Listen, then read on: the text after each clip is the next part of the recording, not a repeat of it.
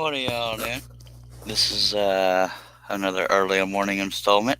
If you're watching in the U.S., it is 6:35 a.m. in Gatesville, Texas, and we're gonna see if the bad weather's gone, so we shouldn't have any issues unless my laptop craps again. But we will go until it does that, and then try to start right back up again if it happens. By golly! But I got my Dr. Pepper ready.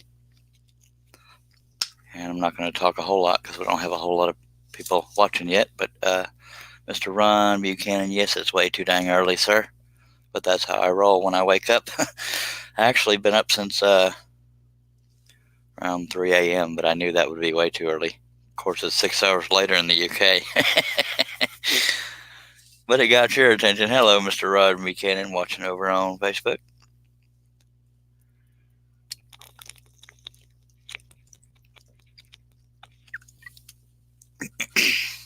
I'm here lately. I've been having a lot of live feeds. And hello, Bill, Mr. Aussie Man. Here lately, I've had my last few live. Okay, yesterday, I don't know if it was the weather or the laptop because the rest of the power stayed on, so it may have been just the laptop. But we did have pretty bad weather yesterday, so I didn't try to get back on because I knew it was going to get really bad. But Ron Buchanan's in Alabama. Sweet. We know where Aussie Man is. Yeah, so we're going to hope that our adorable laptop will stick with us for this live stream. If not, I will keep trying to get back on. When it happens late at night, my time, I don't even want to mess with it because I'm in such a wonderful mood when the live streams die.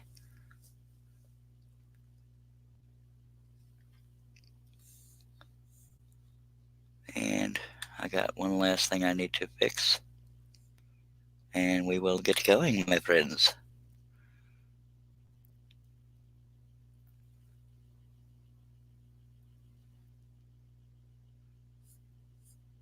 But I did finally,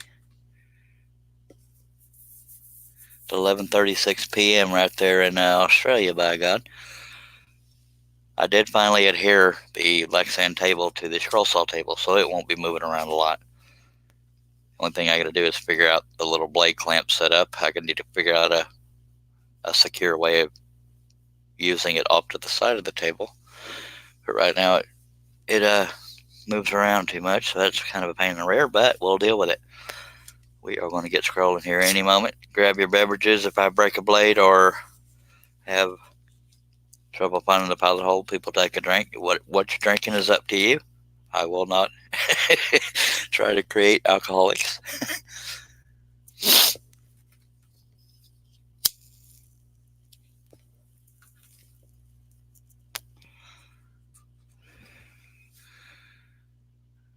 Within moments, we will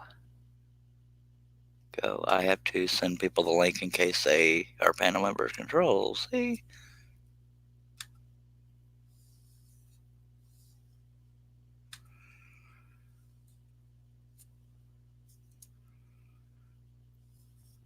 And let's get on it, by golly.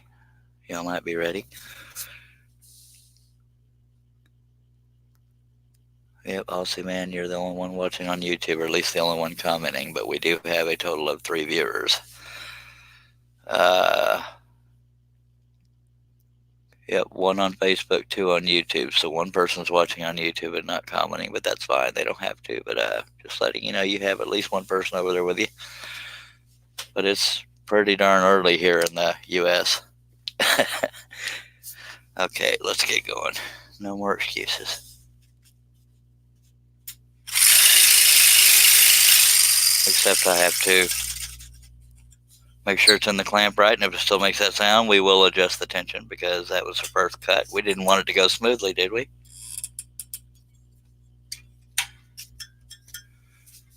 Let's see what it sounds like. Yeah, when it has that rattly sound, that means the tension's too loose. Looky there. All right, we can see if we can do this without breaking 80 blades. By golly.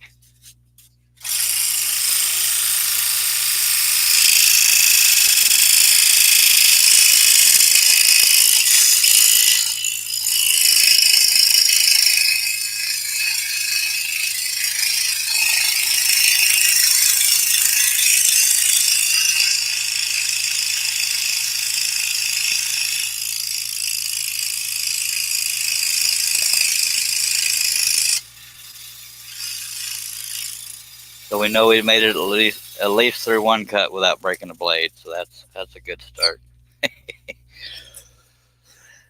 Hello, Mrs. Mimi Lord. Your weather is still hitting here. It is really cold. Yeah, it's kind of dreary here, but the worst of the weather is gone here. Hopefully it'll get past you, Mimi.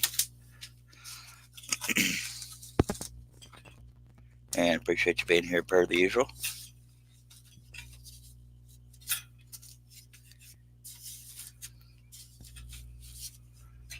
I may not have the height of the table perfectly aligned with the scroll saw table, so there's a little bit of a dip in my table. There's also a dip at the table, depending on who you're asking. But anyway, so there might be a little more chatter than there usually is, but it's not the saw, it's the wooden floor and the table setup.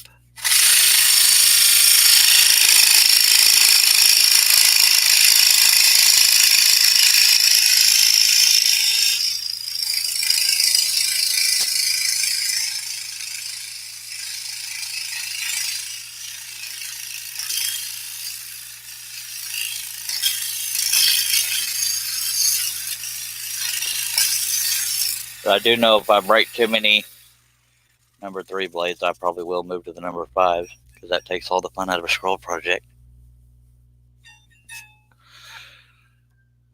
Where we at? You can send me some of that cold weather my way. It says, awesome, man, Mr. Dave Getting. What's happening, Charles? Scroll on, baby. Right back at you. Mr. Leonard Davis, good morning, sir. Mimi Lord says, I have to work today, so I can't stay long. Wish I could. Have a great day and enjoy. Thank you very much. And I appreciate everybody taking time out to be here. But we're going to do this till it won't let us do it anymore. But since it's early in the day, if the live stream goes dead on its own, I will try to come back. When it happens at night, I just say screw it and go to bed.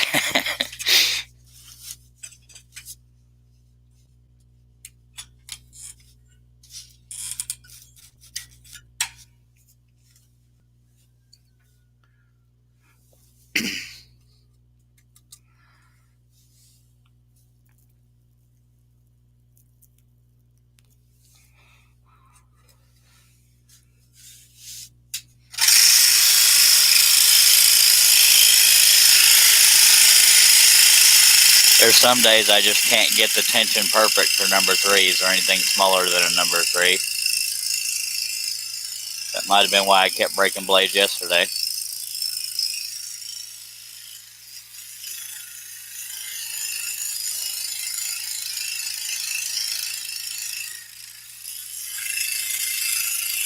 But the premise is always the same. That's what makes it frustrating when the human error gets in the way. It's like, really, you just have one of those days where you can't get the tension to work, and it's never on the saw because that saw keeps doing the same thing. So I just have my off days, by golly.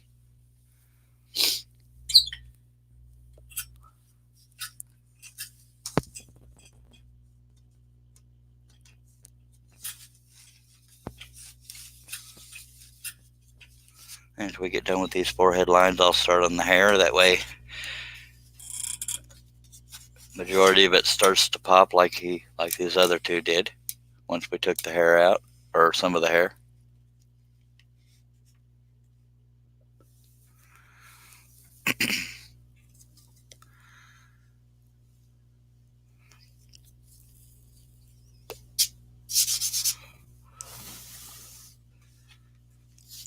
Adjust myself here.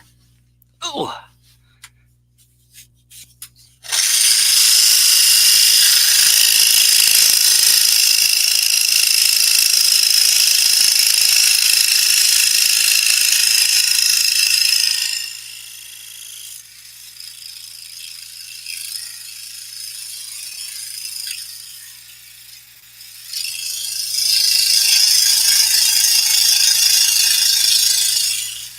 This is an example of where being on the line isn't as mandatory, because these are forehead wrinkles. If these were eyes and stuff like that, you got to pay attention to staying on the line so it'll look like who you want it to look like. But the forehead wrinkles aren't universal, and they aren't unique to a person unless they have a really weird forehead.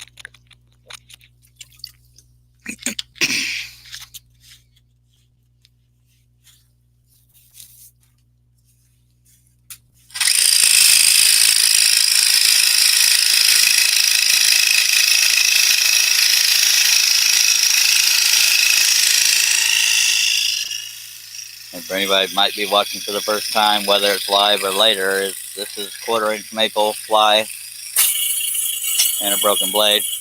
Oh, this is going to be a good morning, I can just tell. Diddly. Diddly is me trying not to cuss. Yeah, see, I can never dial in the tension just right on these smaller blades. But yeah, this is 1/4-inch maple fly using number 3 and number 5 flat-ended spiral Flying Dutchmans. We'll use that tension. And a 22-inch Hegner is being used. Can't believe I already broke a blade and it was only 4 cuts in. Lovely day.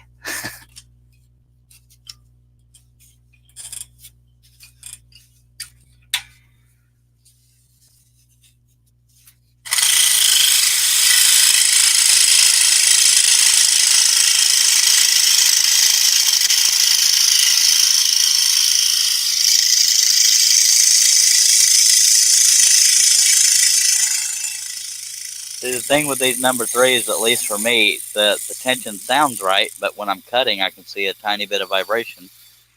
Although it doesn't sound like it, but I don't know, it's just frustrating trying to dial in these smaller blades.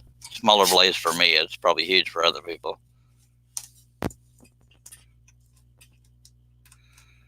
A lot of this detail I can get away with using a number 5, so if I break too many more blades on number 3s, I'm going to move to number 5s, because we want to have and not be frustrated the whole time.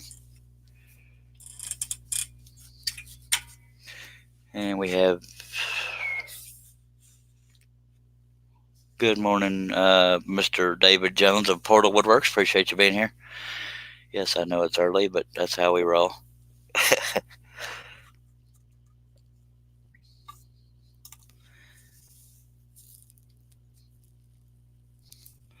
And David, if you do play the drinking game, I have already broken one blade because it would have been way too convenient and smooth to not break any blades yet.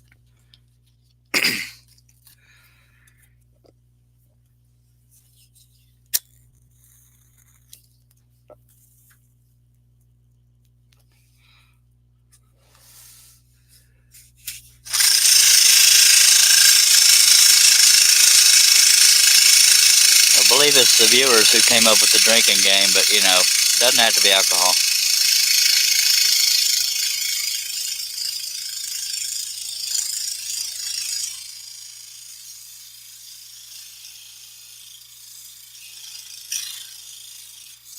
That blade is bouncing all over the place, so I'm going to tighten the tension. If we break this blade, we'll move on to a number 5, because I don't want to wrestle with it all morning.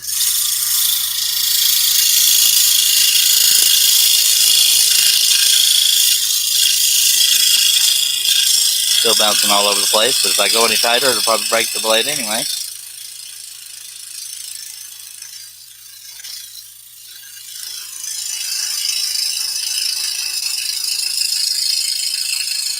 And when I say bouncing all over the place, y'all have heard me talk about shaving a line with a spiral. Usually a sharp blade has no issues skimming across that edge.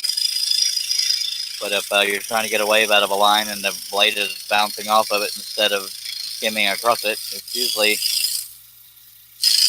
the tension is too light. But with the joys of these little bitty blades,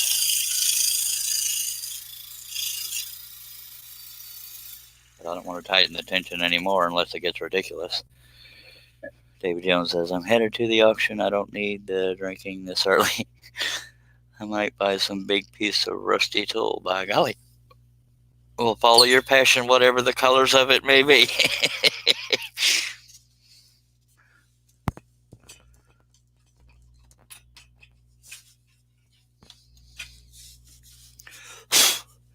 If you find any decent computers at that auction, feel free to send one my way and put it on my tab.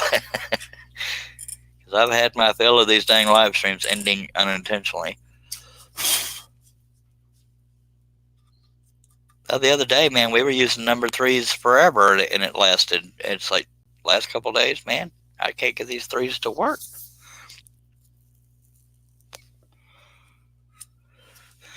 I don't want people thinking I'm human.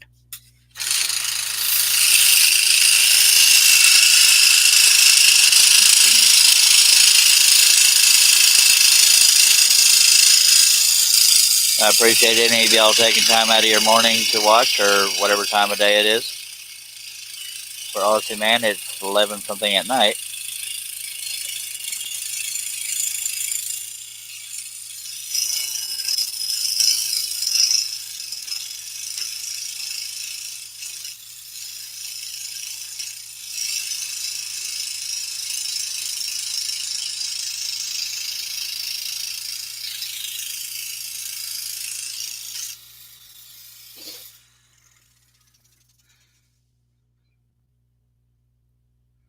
And no woodworker has enough tools, I hear you.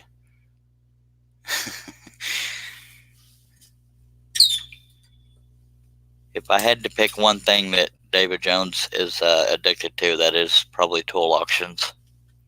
But I could be wrong.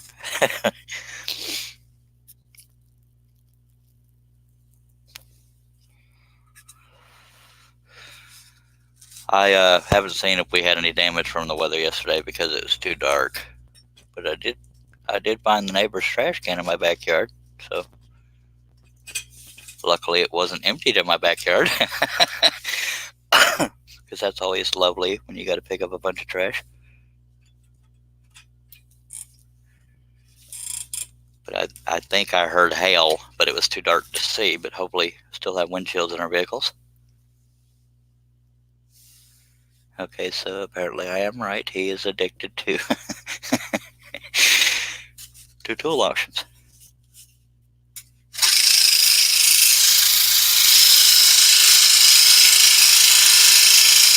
Someday, somehow, we need to meet David Jones.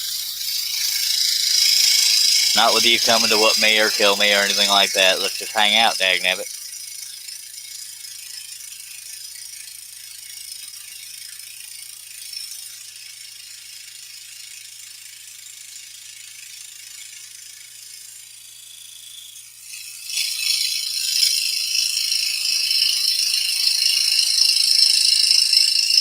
Of course, I could say that about a lot of the people in these live streams I'd love to meet. We've been talking to David Jones for a while, haven't gotten to meet him yet.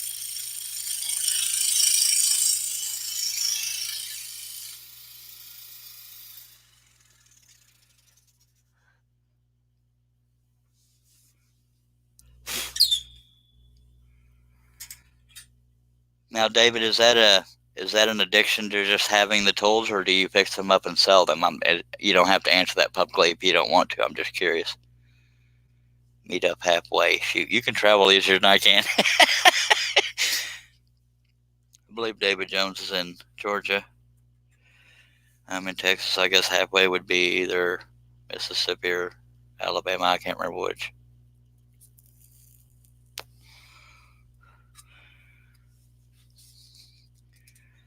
Okay, I'm going to move on over to the hair. So that's going to be a relatively big cut, but not huge.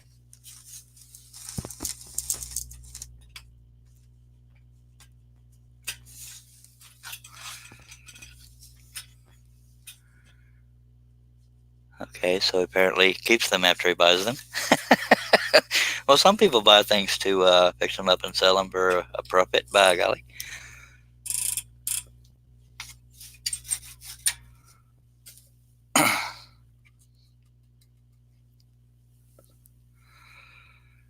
I'm considering taking this sheet off of my LED light, magnifying light, because sometimes it's just not bright enough, so I'm going to do that while we're talking. Hopefully it'll make things brighter onto the piece. I guess we'll all find out together. And there we go. It is brighter. Yay.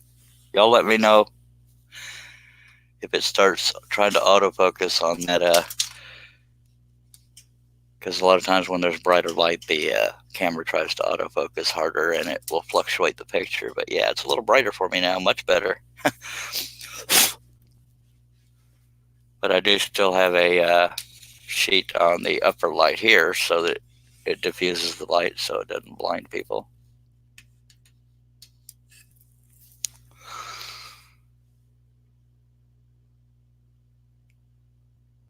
Aussie Man says, jump on a plane and visit me, Charles. We can hang out and roast marshmallows at the fire, and there's plenty to choose from, by golly. I wish I could, man. I really do. Traveling is not my friend when it comes to anxiety, but we'll stop talking about anxiety. My 3,000 foot shop is out of space. I've got to add on or get a bigger shop. First world problems, by golly. I got a 12 by 32 and it's cluttered as heck.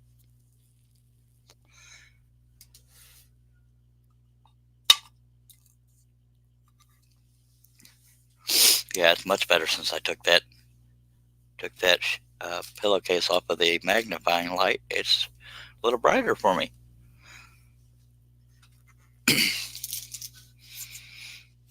And for those that are just joining, I won't talk about me too much because I don't like to do that. Of course, sometimes lately I've been getting in the habit. But the biopsy went well. I did have anxiety issues, but the biopsy itself went well yesterday, and hopefully we'll have results by the end of next week.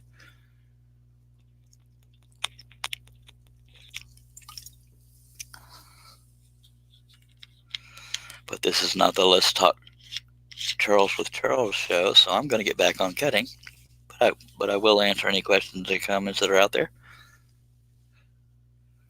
3,000 foot shop. Whew. That's a big old shop, just saying.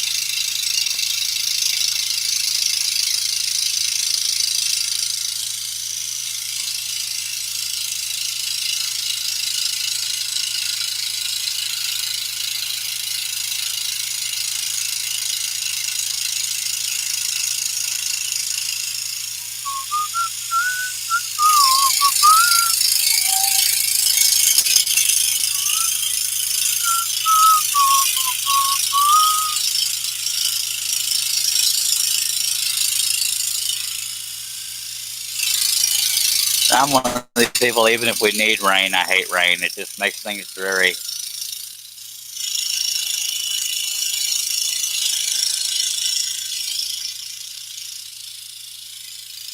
But if it is going to rain, I like thunder and lightning as long as nobody gets hurt.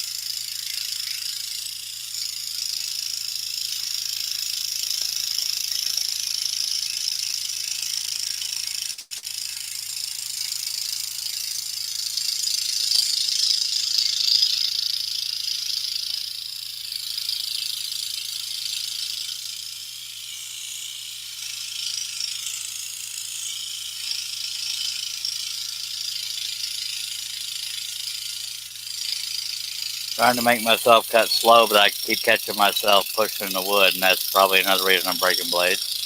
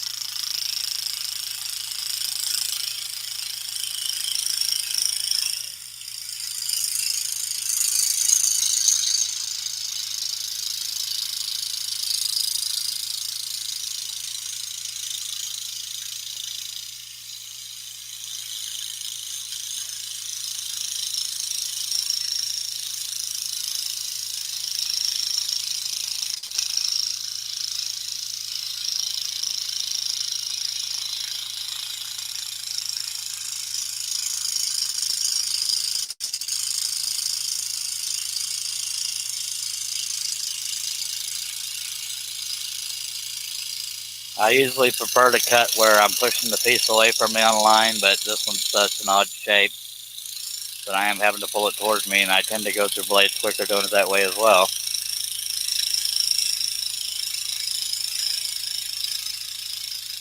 Not every time, but sometimes.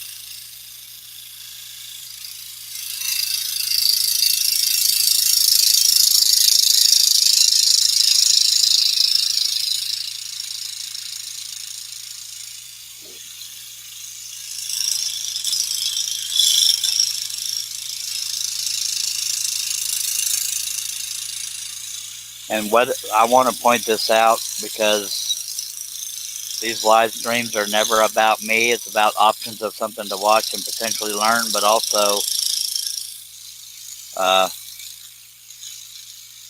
on Sundays, Dale Kirkwood of Maple Tree Studios does live streams as well.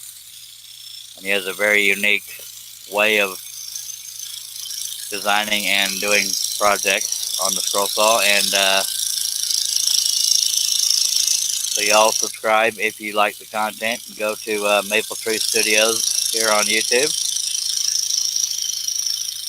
And make sure you catch his live stream tomorrow, even if I'm live streaming. We're not competitors. We just both do it our thing.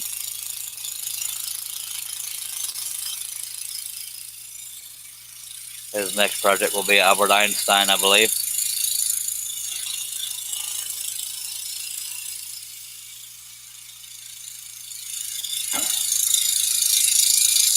A lot of people see YouTube as a competition, or, whatever you're doing, but, it doesn't have to be. Let's all support each other. And that's a lot of what Team Scroll Saws will be about.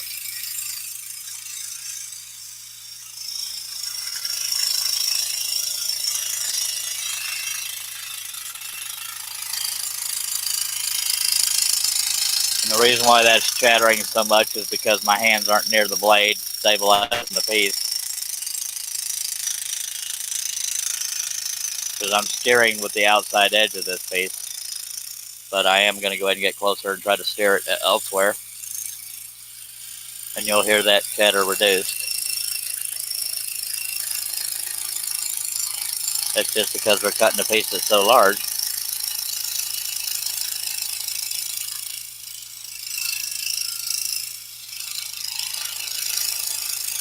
This piece is almost 3 feet by 2 feet, 37 inches by 23 7/8.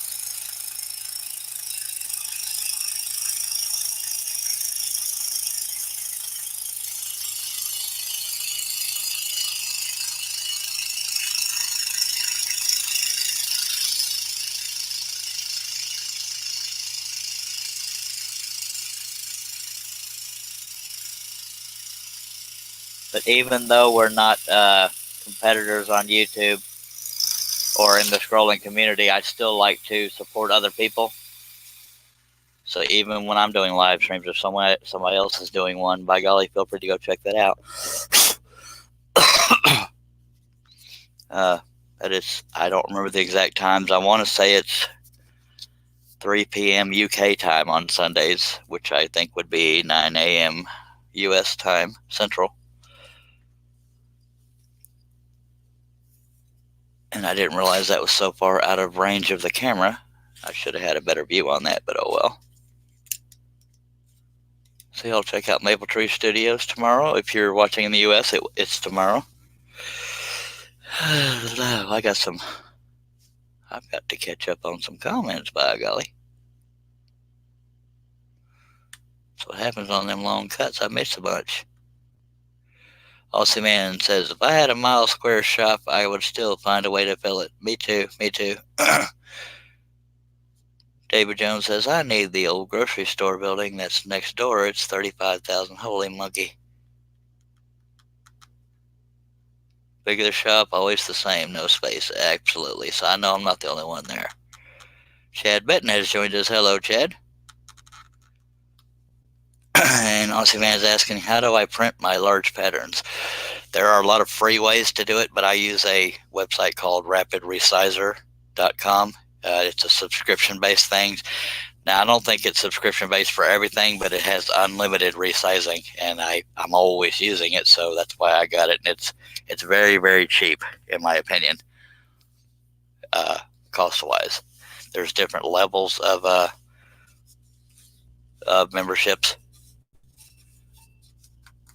but I use the basic because all I need. I don't need a bunch of design software stuff. I only use it for resizing patterns at rapidresizer.com. I believe the guy who started that and runs it is named Patrick. I don't remember his last name because I've slept since then.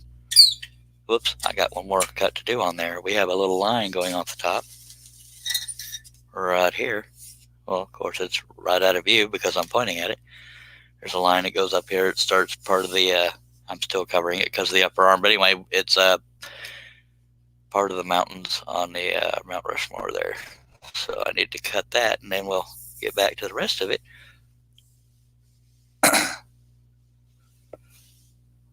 Now, I don't have one of those gigantic printers that, does it all on one sheet of paper. So I have to use a standard printer, and Rapid Resizer will give you the file in PDF form. And it's basically you're just printing out of however many sheets of paper and then taping them together. And I'll resituate the camera here in a second.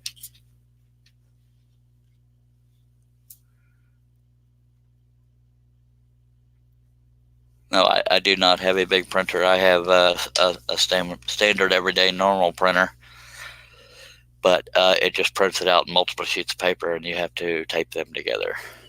I believe this one was 15 sheets of paper.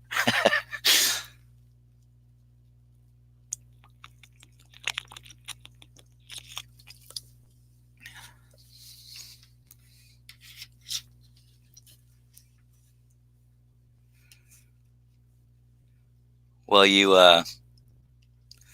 can't see the joints because you're looking at where I traced it onto the paper, but that's not it. I don't know where the printout is, but when you see me tracing the pattern onto the wood, this is the wood itself with carbon paper lines on it. But when you see me tracing it onto the wood, I've taped all the sheets together, and you may not be able to see right where they're taped when I have the paper form, but I don't have it in front of me, so I don't know. I'm trying to find one I can just show you for the heck of showing you.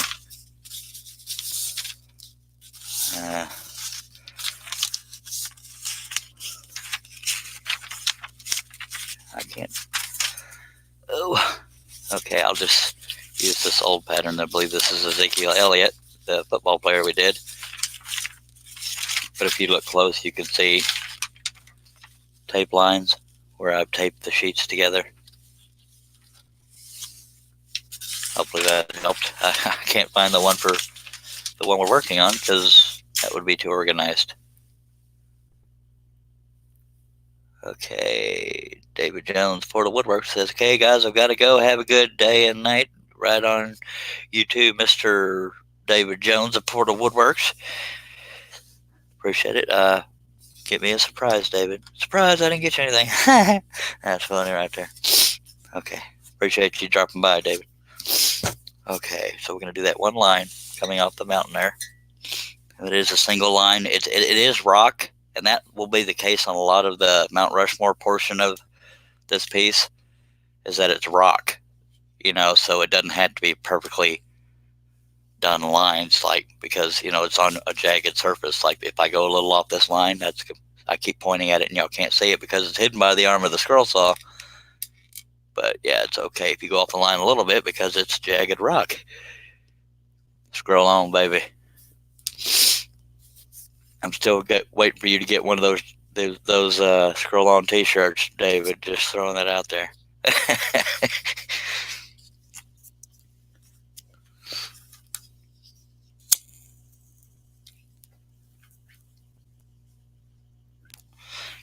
Getting a little bit nippy here in the shop, but not unbearably. Okay, let's get that one line and we'll move on.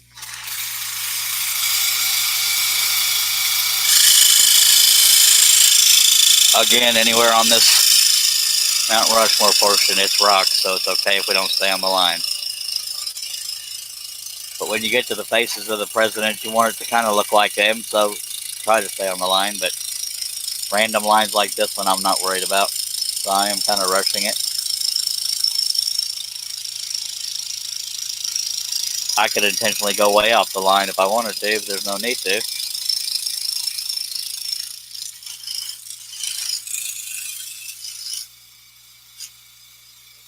So this could be one of those times, obviously, man, where you're the guy that's getting the most conversation on the live feed because of the time difference. He says, so what you're cutting now is carbon paper straight on the bare wood or under large paper. Yeah, what you're saying is carbon paper lines traced onto the wood. There's no paper on top of here. I trace the pattern with carbon paper underneath onto the wood. So these are lines that are on the wood, and when I get done, I sand, and you can sand away those carbon paper lines. So I hope that clarifies things, because I'm not always good at explaining things, but by golly, I'll try.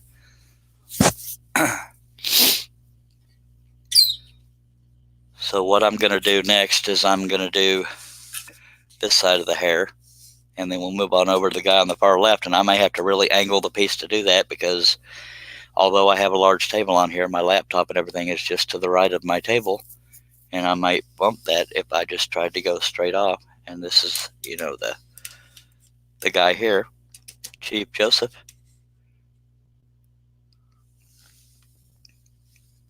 Is who we'll do after we do one more side of the hair here to get these big cuts done, and then we can come back, get all the little cuts. I may go through and do the different presidents' faces before I do all the smaller details on everybody, but I often change my mind on the fly, so we never know what I'm going to do.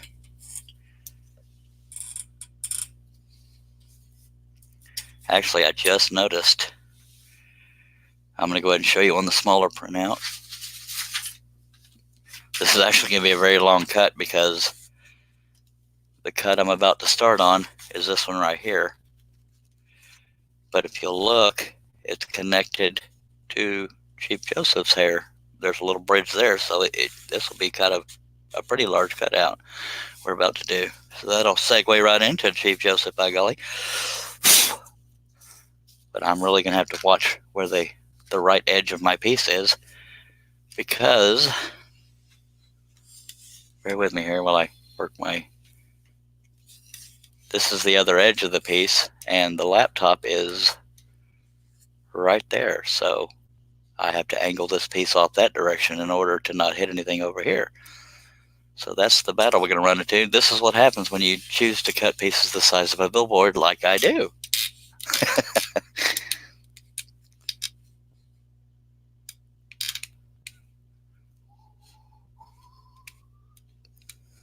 Alright, that might be a good camera angle, I reckon. I have no idea. You can't see where the blade's going in, so some people don't like that.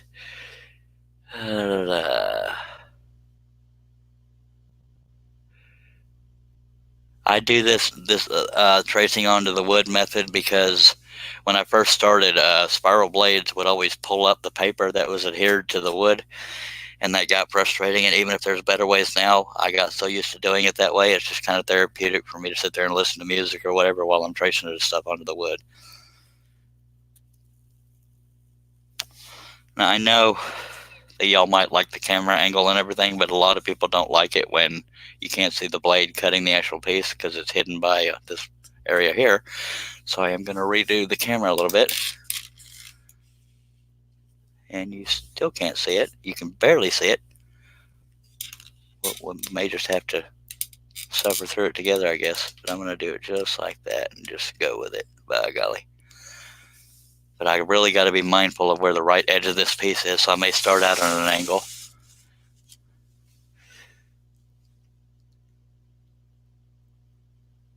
Yes, sir. Yes, it is. I'm almost wondering if I should hold off on this hair since it is such a large cut and go ahead and do the face. Yeah, I'm going to go ahead and do that. See, I told you I changed my mind on the fly. I'm going to do the face of this character. I keep calling them characters. They're not characters. They're real people, or they were. They passed on.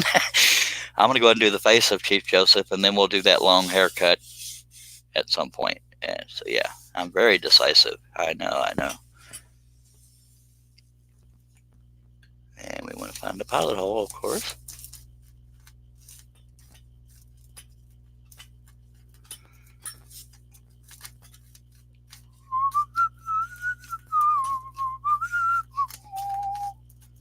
And I'm already having trouble finding the pilot hole, so if you are choosing to drink, go for it, but I did find it.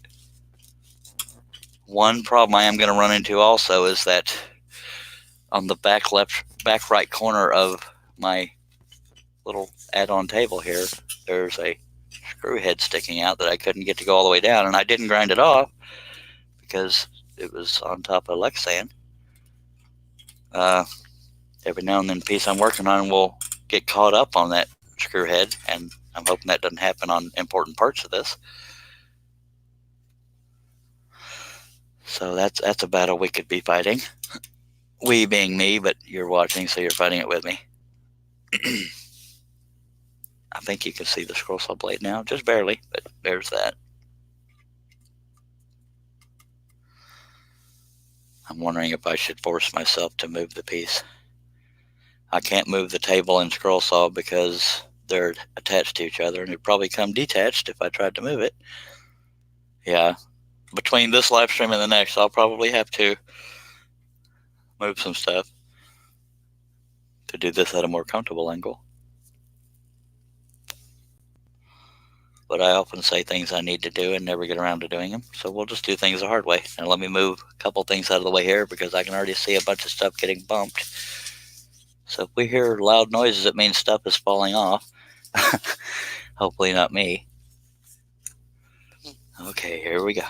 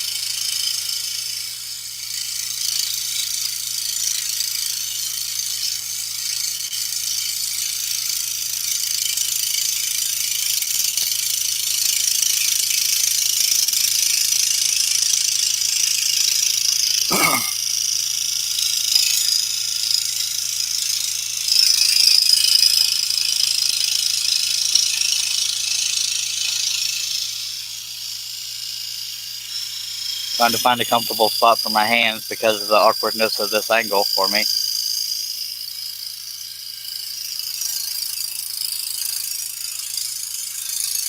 Because I've still got to be able to steer the piece.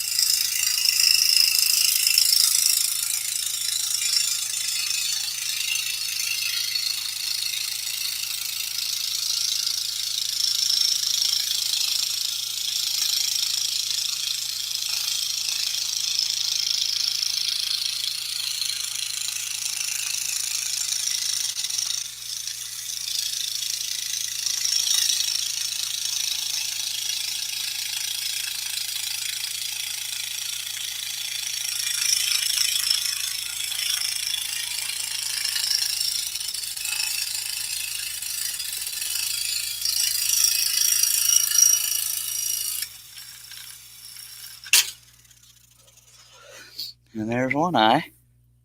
I got to get with it. About time I seen you, Wesley. I haven't seen you in forever, dagnabbit. You want to jump your butt in here, or are you at work? I was just talking about you earlier. All my Team Scroll Saw guys, I haven't seen him forever, besides the occasional messenger message. Yeah, I imagine you're either on your way to work or at work, so I get it if you can't, but let me catch up here. Spiral blades really are best for nature, I think. No straight lines in nature. Not that it matters. With big jobs, you have no choice. You have to go spiral. Yes, sir. And really appreciate you dropping by, Wes Balco. I was starting to think you dropped off the face of the earth. Chad Benton says, what are some of the problems people have using spiral blades? Yeah, Wesley Balco's about to head out to work. Dagnabbit, Wes. Miss your ugly butt. Anyway, I've been using spiral blades for so long, I don't know what problems they would have, but the problems I tend to have, but I'll also go back to the beginners, is the key to spiral blades is to let the blade do the cutting, because a lot of beginners think that spiral blades are too aggressive, but that's because they're used to the ease of, and I say the ease, I don't know a better word, the ease, a flat blade has all the teeth on the front, so there's no way it can, accidentally cut off back here or somewhere there. So compared to the flat blade of having all the teeth on the front, the spiral literally has the teeth all the way around it. So it can seem more aggressive to somebody that's just using them. But the key is, and even knowing the things I'm about to tell you, I still make mistakes with spirals because I get too aggressive and cocky and this and that. Let the blade do the cutting, but just know that this piece cannot cut in any direction that you don't steer it. So if you get confident with your hands and let the blade do the cutting and don't force it into it, which I still sometimes do, then that blade will not cut where you don't aim it. It's just getting used to how to aim a spiral blade, or steer is probably a better word. Is probably the best thing. So let the blade do the cutting and know that it can't cut anywhere except for where you steer it. It's just getting used to those is the hard part. So I hope I answered that in my long, short answer. Well, it's good to finally see you again, Wes. I was wondering if all of y'all dropped off the face of the earth, by golly. Okay, we're going to do this other eye and then possibly jump around, and we got to do the whole face at some point.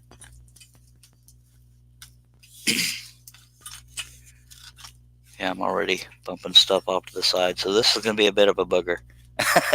Not this particular cut, but doing any part of the far left side of this project is probably going to be a booger because of debris off to the right of my saw. We have 7 folks watching. If anybody has any comments or questions, please feel free to throw them out there.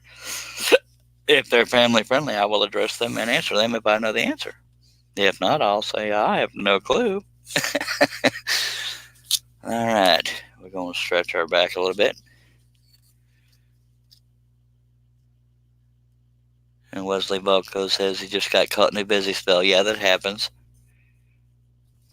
I get it 100%. Chad Benton says thank you, and you're welcome, sir. So hopefully I answered what you were looking for. I don't know.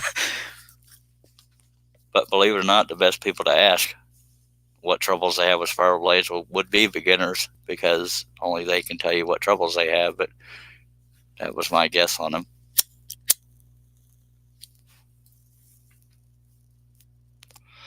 Because I don't use flat blades, and I tried it one time on a live stream many years ago, or it feels like many years ago, and that was hugely laughable. So I was surprised at how hard it was for me to keep the blade on the line and turns and all that stuff. I was just amazed. So a lot of y'all out there that might consider yourself beginners but are good at using a flat blade, y'all have something to laugh at with me. But I don't laugh at beginners. I just meant, because I make it funny when I have issues. Aussie Man says, if the blade gets too aggressive, just slow the saw down till he just slows the saw down till it's comfortable for him. And that's another thing, Chad, and any other beginners with spirals that might be watching, or any beginners in general. I'm gonna just show you. I'm not gonna try to cut anything. But that's the saw speed all the way up. But on a Hegner, at least, this is all the way down. It's practically off. So that's another thing I didn't. Aussie Man helped me by saying that the speed of your saw can help your confidence level as well. Because for me personally, changing the speed of the saw never helped, because if I was going to screw up, I was just going to screw up slower with the speed down. But I can't imagine cutting this slow. I know sometimes Dale Kirkwood does a little faster than this, but that's because he's trying to avoid vibration with the camera. But yeah, that's all the way down, and that's all the way up. And I've been cutting all the way up for so long that I don't know how else to do it otherwise. And Josh Grover has joined us. Good morning, Josh. I have broken one blade. Josh, if you want to catch up with your coffee or whatever you're choosing to drink. And you'll be proud of me, Josh. I finally adhered the Lexan table to the scroll saw table, so it's not jiggling around as much. It only took me 6 months, but I did it, by golly. Stanley Langford, watching over on Facebook, thank you for being here, sir. He says, how do you control hockey sticking? I had a lot of trouble with that until I switched to Flying Dutchman flat-ended. There's a few things. See, I don't have a visual to show you. Let me get a piece of paper of some kind, and I will draw the different things that can cause that. One being, as you know, is twisted blades. But okay, here's an example. This is very generic. We'll just call this two sides of a clamp. Hopefully I'm doing that on camera. One thing that causes hockey sticking is you have the thumb screw here that you are tightening the blade down, but there's also a set screw in this side, and sometimes if it's recessed too much into the wall of that other side of the clamp, that can force the blade to want to follow that groove, or the opposite, the set screw being too far out can make it hockey stick the other direction. So I hope that makes sense, because things are perfect in my head.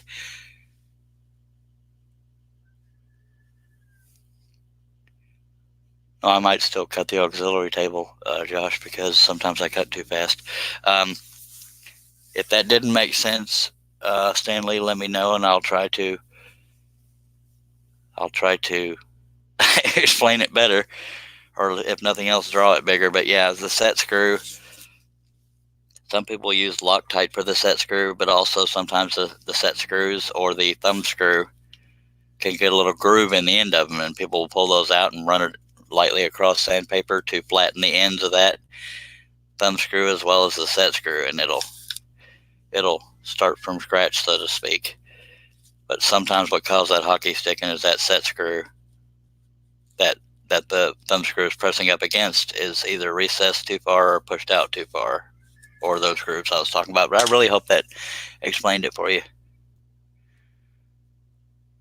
I've never scrolled steel, Aussie Man, but he says sometimes he scrolls that slow with steel. But yeah, Josh, I'll still find a way to cut that auxiliary table, because when I get really aggressive with a number 5, that's why the hole in the table is no longer round, because I've chewed it up a few times, even though but I can't blame that on the table moving, but maybe I could. But Stanley Langford, I hope that answered your question. If not, I apologize, because I'm not always good at answering questions the way I intend to.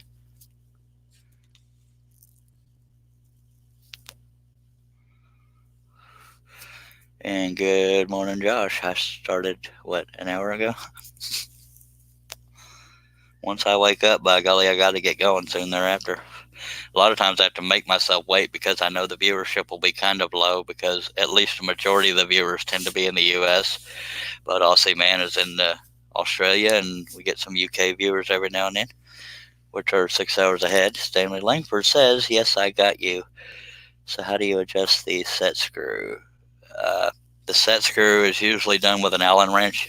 You consult your manual on the saw you have, and it'll 9 times out of 10 will tell you the size Allen wrench to use to set that set screw. And some people use Loctite so that once they set that, they don't have to mess with it again, except for the fact that on the set screw or the thumb screw, you can wear a little groove in the end of that set screw or thumb screw, and that's why people want to take it out to sand it. So that's the downside of not using Loctite, is that it can move, but you also want to be able to take it out every now and then and sand it. But if you have the funds, you can just buy multiple set screws, and as one gets a groove in it, put it off to the side and throw a new one in there.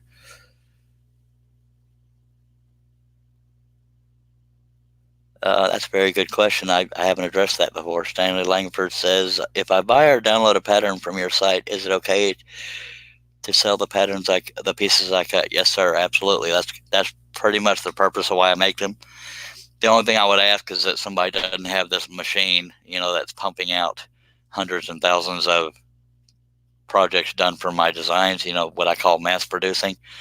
But yeah, I mean, that's really why I create patterns, for people to have something to cut and sell. The only thing I ask is that people don't sell the actual patterns they bought. And I know that's not what you were asking, but yes, since I do things the long way, yes, you may sell cuttings you do from my designs. I never do a quick answer, do I? But yes, sadly there's some people out there that don't want you selling the stuff you make from their stuff. Yeah, Aussie Man says he likes the set screw just protruding out, and that's the case with most people because you're not having to worry about the divot of the thread hole. That way it's only pressing up against that set screw and nothing else. Josh Grover says, did you get the severe weather last night? Yes, sir, I did. Yes, sir, I got some pretty bad weather. I haven't seen it in daylight yet, but the only thing I noticed, because I tripped over it, was the neighbor's trash can was in my backyard, but I don't see any damage thus far for what little I could see. But yeah, that was a very good point, Aussie Man. Have that set screw protruding a little bit into the gap in the clamp, and that will better the odds of making sure you're just pushing that blade up against that set screw instead of trying to. Yeah, it's so hard to explain. I'm not. Yeah, and you won't very often, Stanley. You won't very often find designers that don't want you cutting their stuff for profit. And I can only speak for me on the mass production. I mean, some people say these things aren't woodworking, but I'm not going to be one of those. I don't want like a laser or a CNC just pumping out projects for my designs, just like hundreds and hundreds mass producing. I can't really stop it, but yeah, there's a preference there. But yeah, the average person doesn't cut hundreds of things. But I often get stories where people say, man, I'm so glad you designed such and such because I've sold a whole bunch of those at craft shows, and I'm excited for them. But inside, I'm actually envious because I can't get sales of finished pieces because I suck at selling. But more power to you. I'm really glad you asked because a lot of people don't. And but it is what it is. Josh Grover says, all we got was rain and no ice and no snow. We got no ice and no snow that I'm aware of. But I say that, but I think I heard hail, but I couldn't see it because it was dark. And Aussie Man says, I also always give credit to the pattern maker too if I give or sell work. By golly. Much obliged. Yeah, that's really all I ask of people, and I don't really publicly ask them to. I just, hope that they do, so that, because some people say, well, I bought the pattern, it's mine now. Yes, the pattern is yours, but the right to give it or sell it is not yours. And that's not an attack, it's just out there. So yeah, there's all sides of the spectrum when people get in debates about that kind of stuff. Let me take a drink of Dr. Pepper because it's been too long.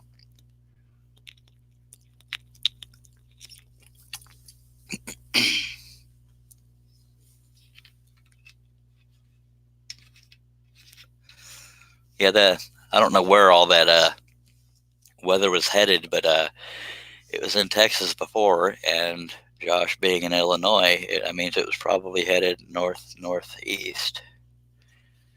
So I think that big old storm was affecting a lot of people in a lot of states. So hopefully everybody makes it through it. Also, man's been dealing with fire, and here we are dealing with rain. It's like almost an insult to Australia. They need the rain to get rid of the fires. I don't know the current status of the fires because it's been a while since I researched it. I am going to check over on YouTube right quick and make sure they haven't held my video for review.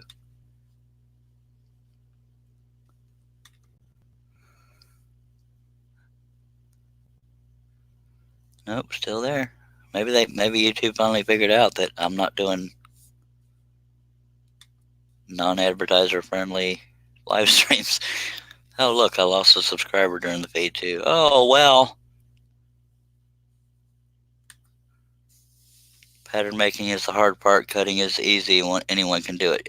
Yeah, some might disagree, but yeah, when you first start trying to scroll, whether it's a flat blade or a spiral blade, it can be frustrating because, and I can only really speak for how I am when I try to learn something. I want to be that one guy that can be awesome at it the second I start. And anytime I'm less than perfect, I beat myself up. And that sounds arrogant. I mean it in a human way. I want to be a good thing. I want to be good at things that I try for the first time. So, if people have trouble staying on the line or they feel like the blade's too aggressive, then sometimes they'll shy away. But sometimes a crappy saw can do that too, because the less crappy saws don't vibrate. The vibrating of the saw can make it frustrating for people trying to learn too. So, but a lot of people don't know what a good saw is until they've upgraded from the one they have, kind of thing, if that makes any sense. But yeah, if you stick with it and don't be afraid to ask questions, because, if we don't ask questions, we don't think, oh, wow, I never thought to do that, and that happens a lot with all of us, learning a new way to do things.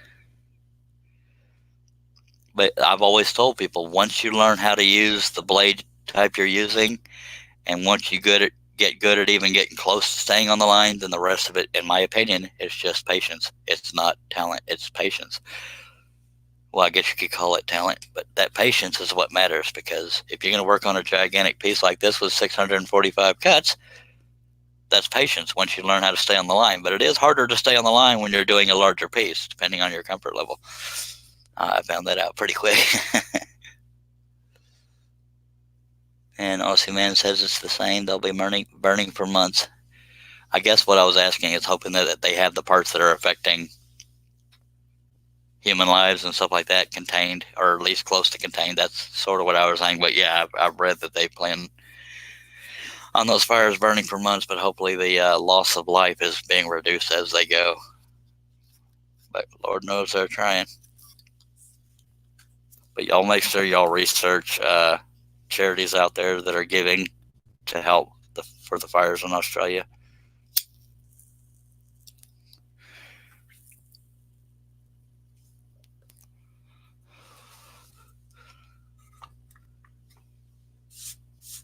And I didn't, just for the sake of current events, I read, and this is not political, but that Ukrainian airliner that got shot down, or that crashed in Iran, it turns out Iran shot it down. They claim it was an accident. I haven't read the details, but that's a shame. But I'm not going to get into the political end of things. I'm just talking about current events in general. Okay, so we're caught up on comments unless something happens while I'm babbling. I'm going to take a drag off my stogie, take a sip of Dr. Pepper, and we're going to roll on it with it, baby.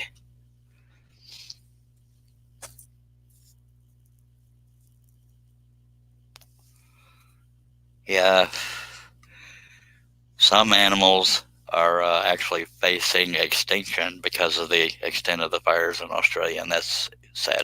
I mean, some people more about human lives than animals, but that's still sad no matter how you look at it, because so many animals, over 1 billion, have been killed that, to be facing extinction is not out of the realm of reality.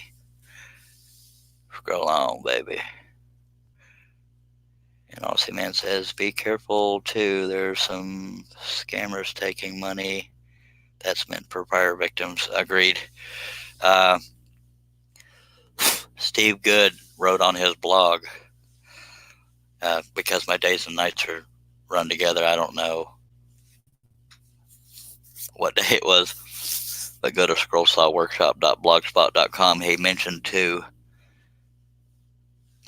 charities that he's giving to for the Australian furs. So if y'all want, I trust his research skills over mine because mine are very limited.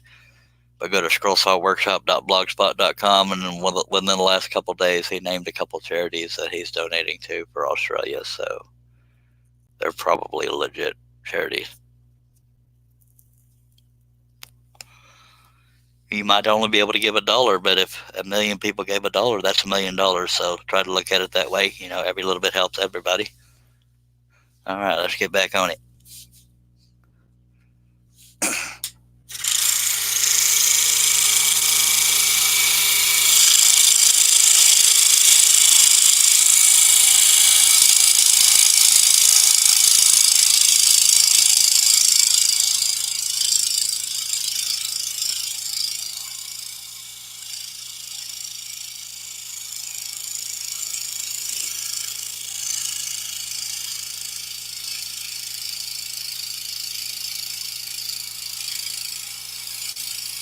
I'm just kind of randomly thinking about this, but I hope, I've talked about it in the past, but I hope y'all will consider going to, even if you don't get a pattern, maybe consider going to woodenvisions.com and getting a t-shirt that just says Scroll On.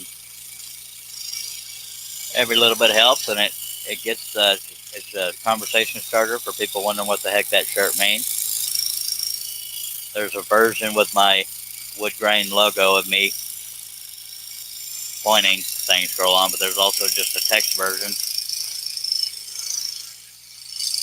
But I hope you all consider buying one. That'd be plumb nice. Because at some point I need to replace the stupid laptop so I can have live streams that don't die.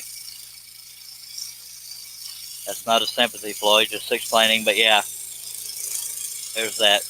There's also coffee cups, but some people like t-shirts. And I do hope to get caps in there at some point, as soon as I can figure out how to do all the embroidery part. I'm a big fan of caps, and I don't usually buy t-shirts unless they have pockets, but that costs a lot more to produce, from what I've seen.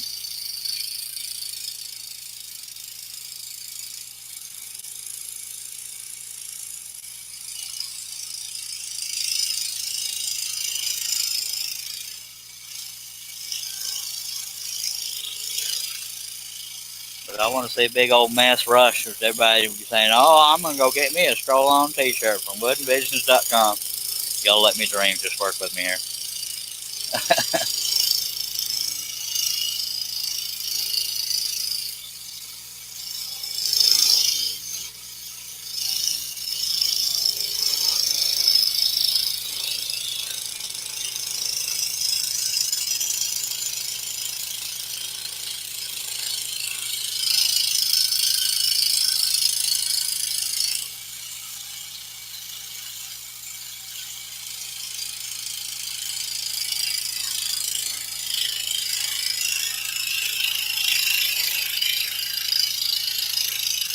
I could feel this project getting caught on that screw head I told y'all about on the corner of my table. So I'm trying to get around that.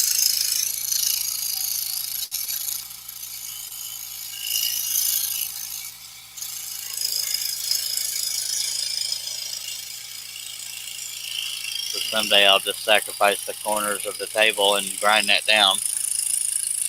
I didn't choose to go that route before because it's Lexan and I didn't want to chew into the Lexan, but it's just getting caught on the table is a little frustrating too. All right.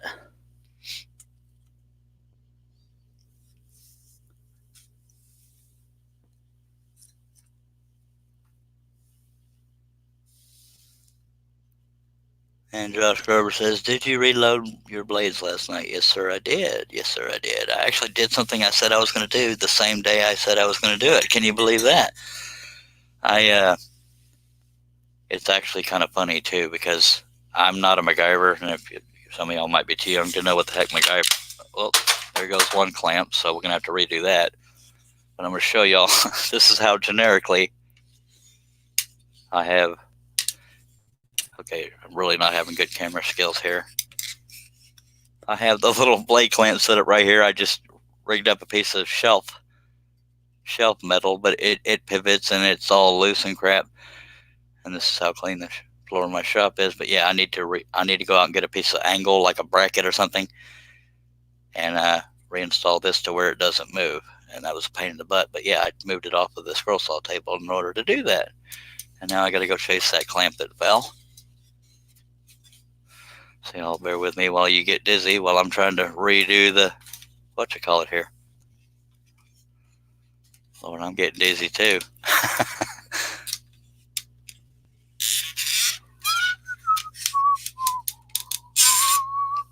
Well, we may not need that other clamp right this second because I don't feel like getting down off my comfy stool to go chase it.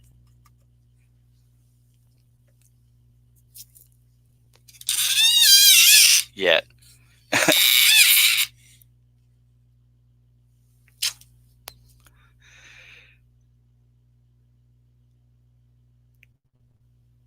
Josh Gerber says, why do you have a screw head on the table? And I will, because that's how I secured the Lexan to the wooden frame that I'm using as a table over the large table. And I guess I didn't drill a pilot hole deep enough, but the screw wouldn't go all the way down in there. And it was chewing up the Phillips head trying to get it in there further. So rather than try to wrestle with it, I just need to grind the top of it because it wouldn't go all the way in the table.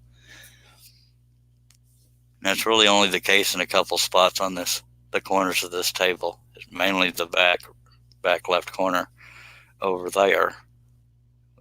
Yeah, over there is where the screw head is sticking up. Usually it's not in my way, but when I cut a billboard, it'll be in my way.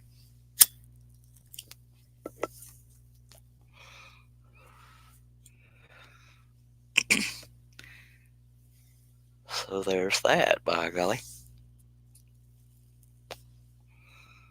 So let me, everybody take a drink with me. Come on now. Doesn't have to be soda water. Doesn't have to be alcohol. If coffee's your thing, by God, stick that IV in and go. I can see my other clamp about to undo itself too, but oh well.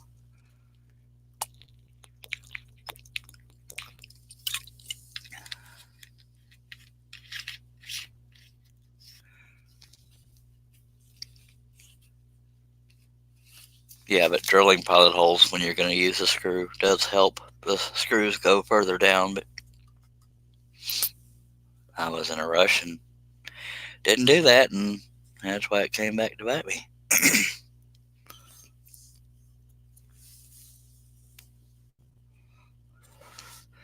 And I think I had the clamp or the train a little bit too low. It'll hit when I'm trying to, I don't know, I know what I'm trying to say, I just can't get it out of my mouth, so I had to move the camera, was the bottom line.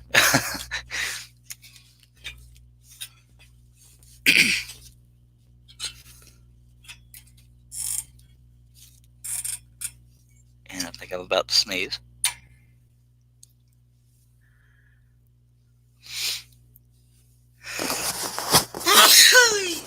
All right, that sneeze is gone. All right, let's do it. Nope, a little bit too much vibration on that, so I'm gonna get it in that clamp better. And if it still vibrates, that means the tension loosens somehow.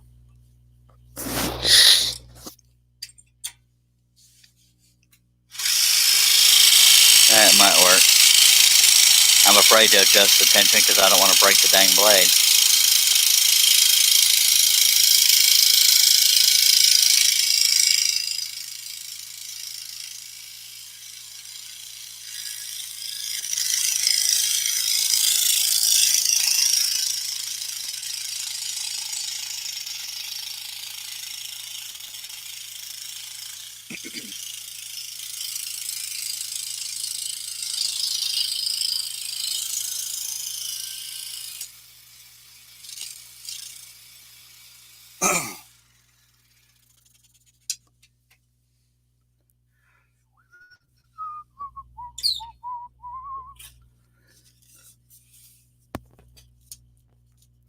We're going to make this a good day regardless of weather, regardless of technology. We're just going to make this a good day. Hopefully it involves live streaming and y'all having a good old time watching. But it really does warm my heart that the amount of people that keep coming back to these live streams. It either means that they're actually interested in what I'm doing, or they want to learn, or they're just entertained by talking to each other in the chat, which is fine because that's part of the fun of these live streams. But it does mean a lot that a lot of y'all keep coming back because I know you have other options. Unless, of course, somebody is punishing you, saying you have to watch Charles Serene live streams because you've been a bad boy. But whatever it takes for y'all to be here, I appreciate it. This is live stream number 40, by the way. Probably would have been less live streams if it hadn't been for technology knocking me off the internet.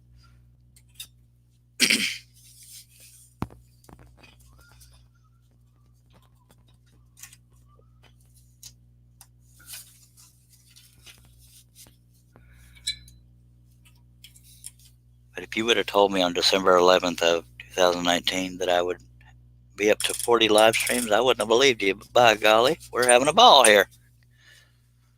We're having a ball, right? Yeah, come on now. If you got a choice between these live streams or root canal, they might be the same amount of torture in your mind, but this should be a little bit more fun.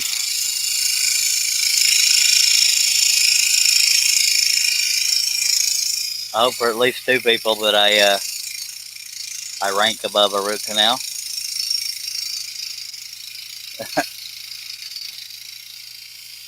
And I put my thumb there because it could have vibrated loose if it wanted to, and I didn't want to take that chance. We've gotten lucky on the live streams that I haven't had any pieces break while I was cutting them. I say we've gotten lucky. I don't usually break areas on live streams anyway.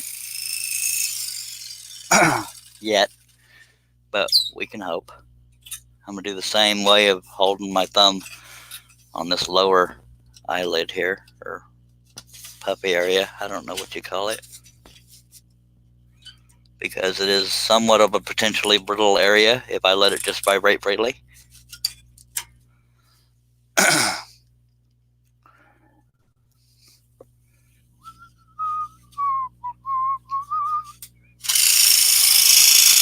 This one could break even with me holding it because the hole in the table's right under it.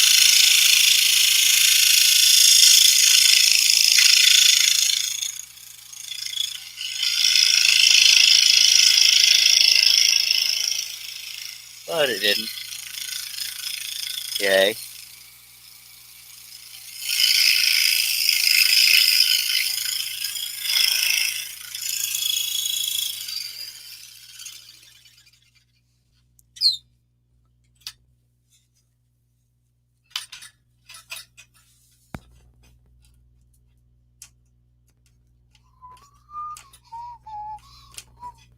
Y'all are being a little too quiet in that chat over there. No, I say that, and then I just noticed 2 comments I haven't caught up yet. There is a delay between the YouTube chat and it showing up on the platform StreamYard. So sometimes I speak too soon like I just did. Let me put this in the clamp and I'll catch up on those last 2 comments.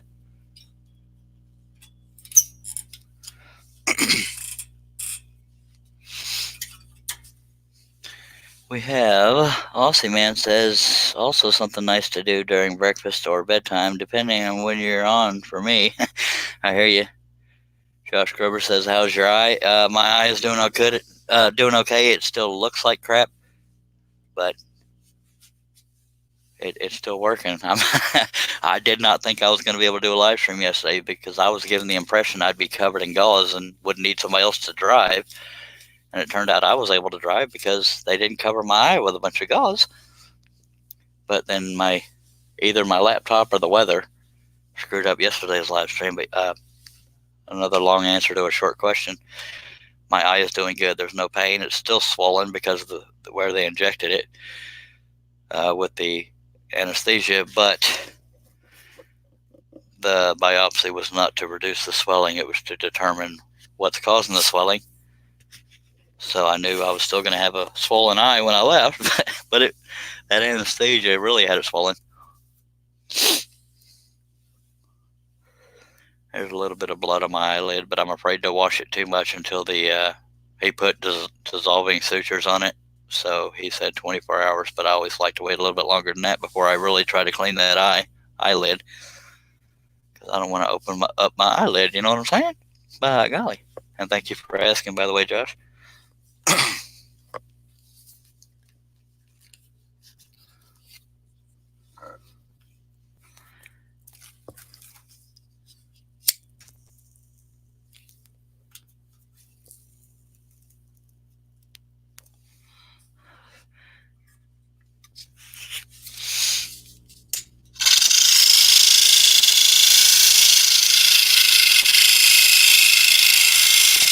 Every now and then I'll give a short answer to a short question, but most times I'll give you a 30-minute answer to a 3-second question.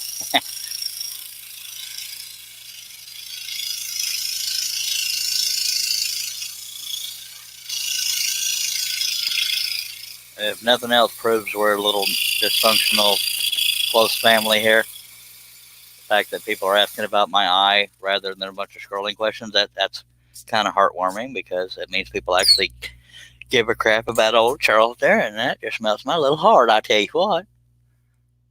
Super glue your eyelid. No, because knowing me, I would use too much and couldn't use my eye. You'd get an entertainment by that. But Aussie Man says, sometimes I tape a playing card on the table to create sort of a zero clearance for the blade when cutting really delicate pieces that might break as it passes the hole in the table. And I've done that too. I've also used just painter's tape, sometimes more than one layer, just to cover the hole in the table. Of course, right now I'm covering the hole in the table. But what Aussie Man is talking, well, why don't I move this out of the way?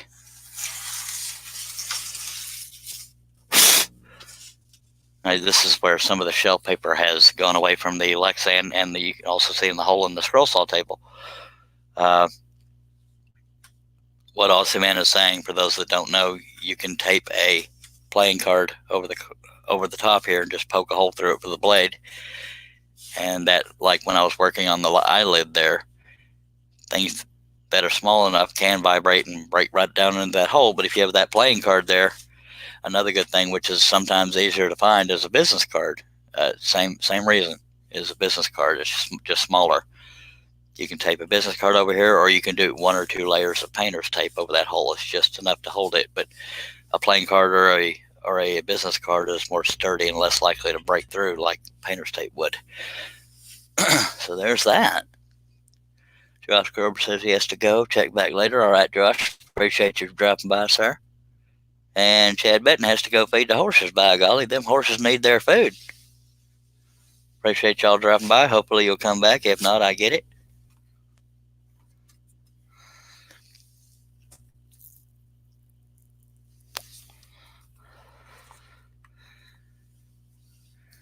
And I guess if you can use just about anything as long as it's flat and thin. You can use just about anything to cover that hole in the table and just poke a hole through it for the blade. Now, if you're aggressive with, pushing your piece with that spiral blade or whatever blade you're using, it can make the hole bigger. So occasionally you want to replace that business card, playing card, or tape, or whatever the case is, because as you can see, the hole in this Lexan started out round and relatively small. But when I push too hard or the table moves around, it chews into that Lexan. Even a plastic credit card in a pinch. Yes, sir. Yeah, it's a little thick, but then again, most people don't cut billboards like I do. But as long as you keep things level, there's almost endless possibilities. But you don't want something as thick as another piece of wood unless you're in a really, really big pinch.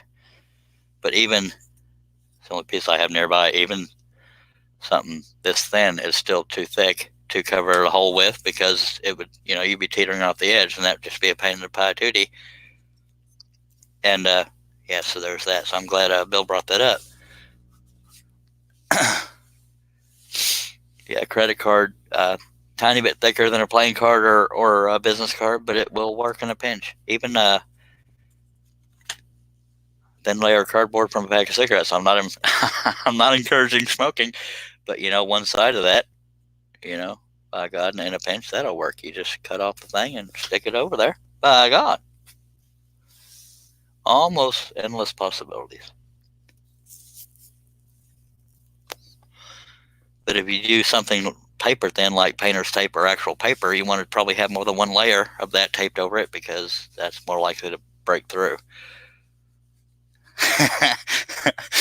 That's not a bad suggestion, Aussie man. He says cut up Dr. Pepper bottle. That's that's actually a very good idea, except for you'd have to get a broad area of that 2-liter Dr. Pepper bottle. But yeah, you could easily tape that over there. That's funny, but very, very true. By golly. And I have a few Dr. Pepper bottles on standby, just saying. Only a few, though. Whole pile of them sitting right there. Because I take my time on cleaning my shop, by golly. I know that's embarrassing. I do need to clean that. Good morning, Mr. Herb Hooper. We were just talking about ways to cover up the hole in the tables to have zero clearance. And Mr. Bill Aussie Man has brought up playing cards. I brought up business cards, and you can use tape, you can use paper, just more than one layer, and Dr. Pepper bottles, apparently. Speaking of Dr. Pepper bottles, I'm going to work towards emptying this one, take a drink, and then we're going to get going again. I tell you what.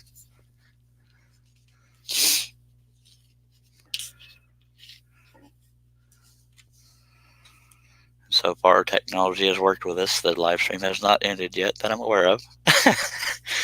Usually the screen is black. That's my biggest clue. Some days work better than others, by golly. We did a 10.5-hour live stream with the same laptop.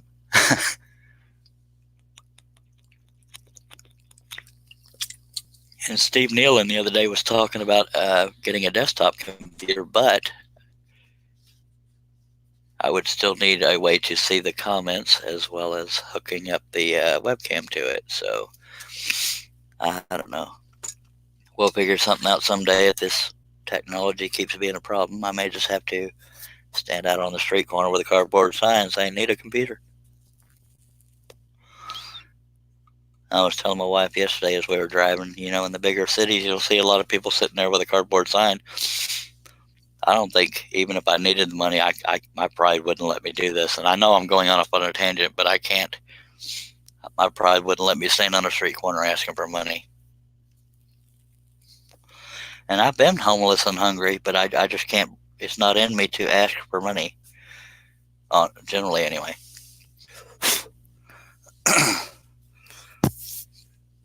I have been homeless, but most of the times it was my own fault, but it was not drug or alcohol related. But I think that's the reputation a lot of homeless people get, is because you hear about the bad apples that have a home and a car and this and that, and they're standing on the street corner with a cardboard sign. Some people do it for beer, some people do it for drugs, some people actually need the help. But it's because of the bad apples that they get a bad reputation. I don't know how many times I've had a quote-unquote homeless person saying, well, my wife's stuck in Mississippi and needs a bus ticket. I don't know how much I believe that. Why did you leave without your wife, mister? Just saying.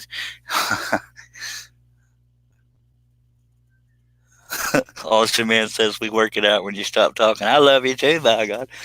I gotta talk, otherwise it'll be too quiet here. Just saying. Because I can't hear y'all talking. I'm getting a little bit of vibration, so I'm going to tighten the tension, which means we'll probably break a blade. But I do have some more loaded up. We have 1, 2, 3, 4, 5, 6, 7 more number 3s and about the same amount in number 5. So we will keep going here. But if I somehow broke all my blades on this live stream, I would have to actually end the live stream, because the way I have my little blade clamp holder for reloading blades, I need to get a little bracket of some kind to attach that to.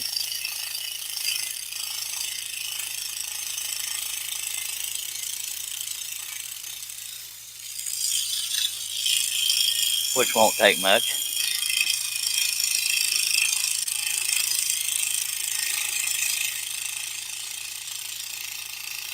I just got to make myself go to a store.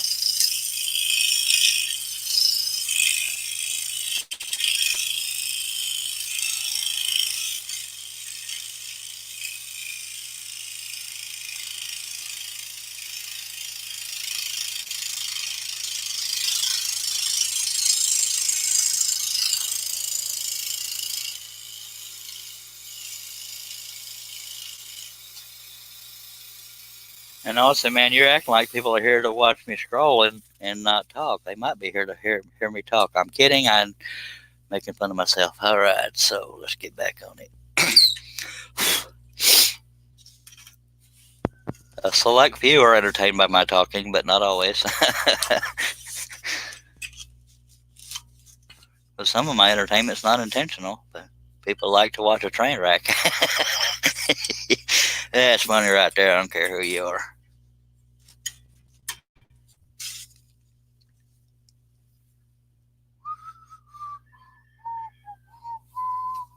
Those roosters are going at it. But it's actually daylight outside.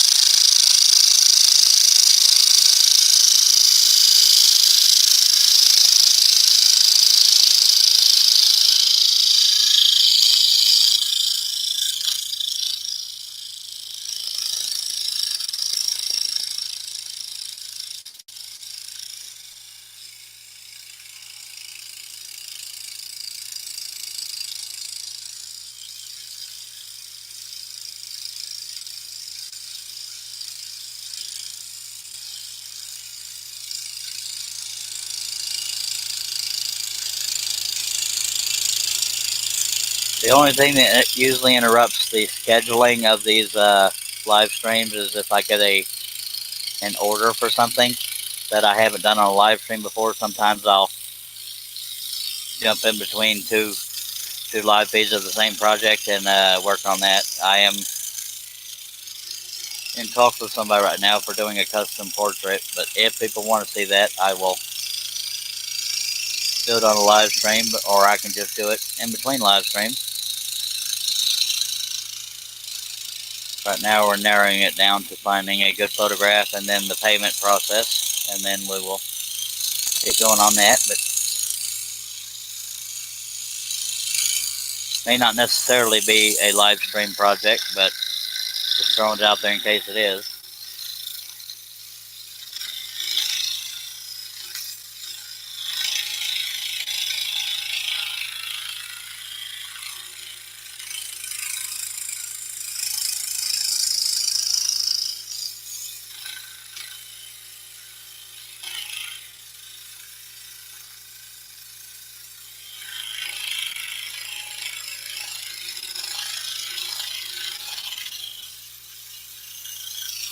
And I can feel this blade getting dull, but you know me, I'll keep going till it breaks.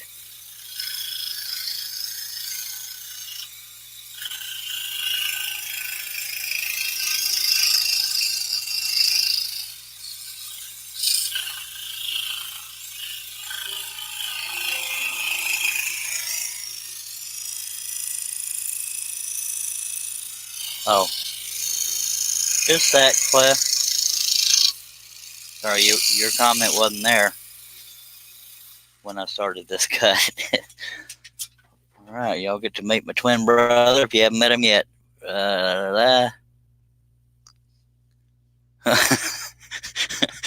All right, bear with me, Cliff. I'm going to send my brother a link to this here live stream, and y'all get to meet him. Boo, dag nabbit. See, when I don't send him a link, he needs one. And when I do send him a link, he's not able to join. And don't forget, Cliff, to back up your microphone a little bit. But ladies and gentlemen, my twin brother's going to be here directly. And I'm not going to show you me on camera because I do have a morbid looking eye right now. But for the most part, he will be in the background as a voice, except for when he first gets on here.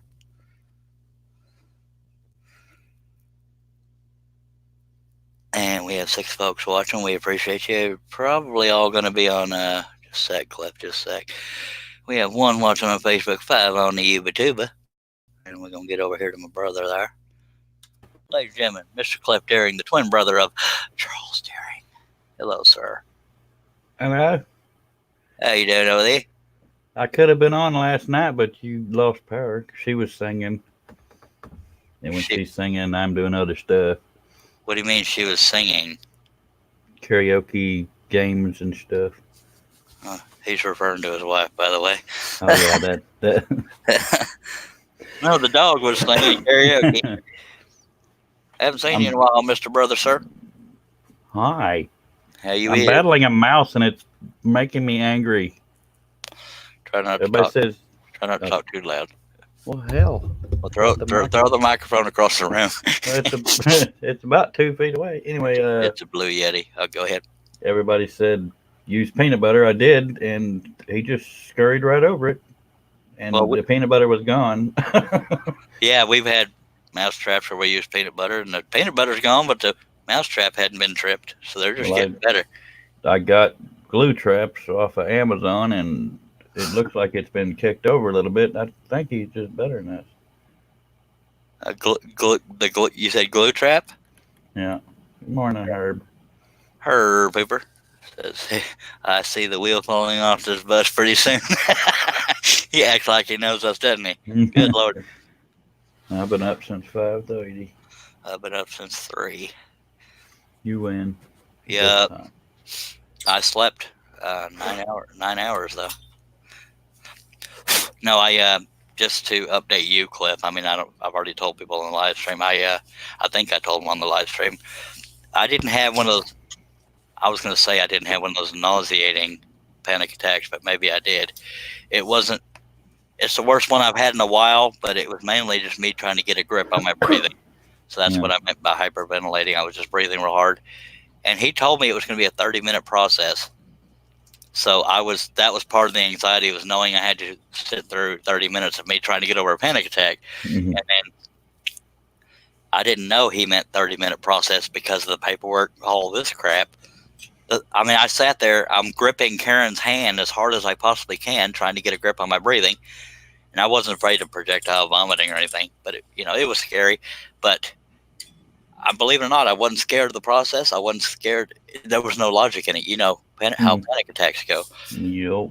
And I was just starting to get a little bit of a grip on my breathing. And he says, okay, we're done. I said, you're kidding me. And the second he said that, the panic attack went away. It's like, my God. And I was embarrassed. I mean, but, well, panic attacks come more from anticipation than what you're actually anticipating.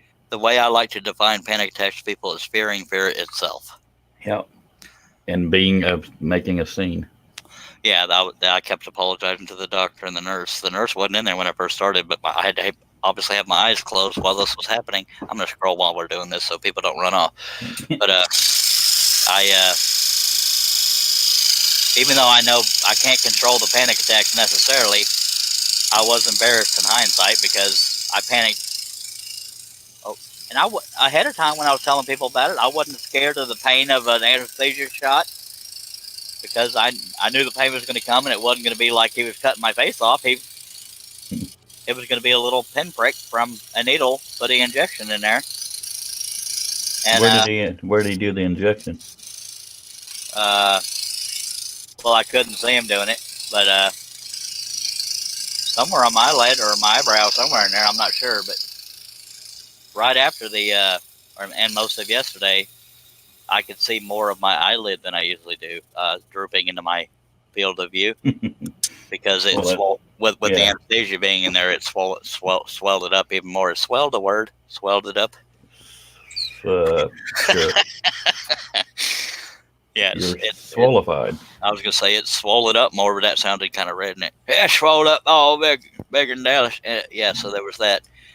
So I was just, I was embarrassed, but it happens. I had you in my thoughts. Well, I appreciate it. I had a lot of people saying that on Facebook, and I appreciate every dang one of them. And I don't know what some people think, but I don't do stuff like that on Facebook for attention. It's just, all my family and friends are on Facebook, and I keep people updated, and I talk to them like they're my friends and family. So I'm telling them I'm a little nervous right now.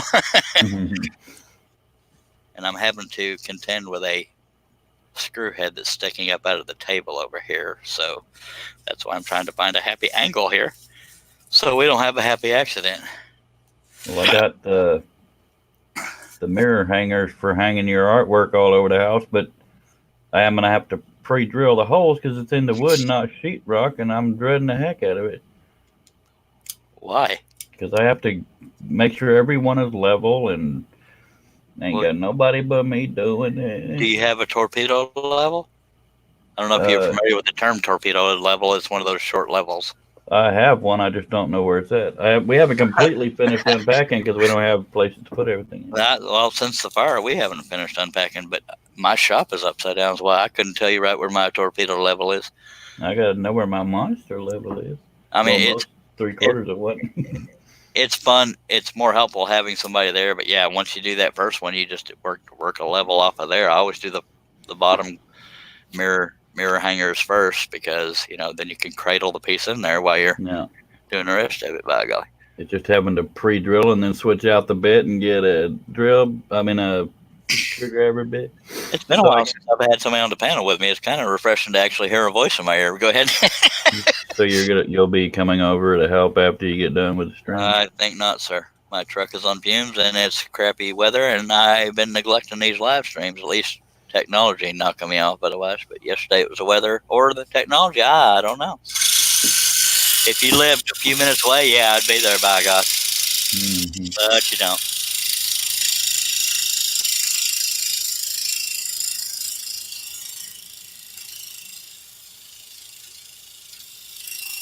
Yesterday's live stream, I was breaking all kinds of blades. And I blame you. So a lot of people got drunk. Well, I don't know what all they're choosing to drink, but what's going on in your home front besides mirror hangers? Just battling the mouse. Is it in the house? Yeah. Runs along the back wall behind the wood burning stove, and we see it all the time. And I put a mouse trap there. That didn't work. Got the glue traps yesterday, and it looks like it's shifted. Aussie Man said all this eye stabbing stuff. Talk is giving me the willies, scary stuff. Yeah, it's I actually saw it one day because I saw it run by, and I went and got a flashlight and was looking for it, and then I moved the box, and it was just sitting there about an inch from the mouse trap. And then I watched him run over the mousetrap without affecting it, so it got the glue trap. And I thought you meant he ran across the glue trap. No, but I think he may have run beside it because it's not straight anymore. Yeah, the more glue traps you can get, the better. But you can find stuff like that at Walmart. You don't have to get it off Amazon. I was just looking because it was late at night and stuff. Convenient. It was only like 3-something for 6 of them. Oh, okay. If you have 6 of them, then you're good. Yeah, just put him in the right spot. He'll eventually run over it, and he'll be stuck in it. But the drawback is your dog could get stuck in it. Well, that's why I try to keep it away from where the dog is going to go. One time, I accidentally stepped in a glue trap with socks on my feet, and I lost that sock. Some things ain't worth fighting for. These glue traps are only about trying to think of something to compare, about a playing card size. That's it? Yeah. Wow. Well, the ones we used to use in my first marriage, were about almost the size of a shoebox, a little smaller. Well, that's a rat trap, probably. Well, I mean, it's a good sized glue trap, and yeah, with those being playing card size, I can see why they're going right around it. Well, no, that was the one he went. Well, yeah, this one that I may have. There's a little bit of a gap between the floorboard. I mean the baseboard and the floor, and it. I don't know. I may have to just put a whole row of them so he can't miss them. Well, that is just get your 22 ready and perforate the wall trying to get that thing. Maybe perforating the wall would be the best way to do the mirror hangers. It wouldn't be so bad. I have deck screws, but they ain't gonna fit through the holes in the mirror hangers, the plastic part. Well, being that you're screwing into OSB, you should be able to use relatively short wood screws. Just get the screws from the mirror hangers, go to the store, and look for the exact same size screw but slightly longer. And it should hold the weight because it's being dispersed among the mirror hangers. No, I ain't got a dime to my name at the moment. I know the feeler. I got to get a little one of those L brackets, little thing to move my blade clamp installer thingy. Oh, Yeah, that's colder than which parts out there?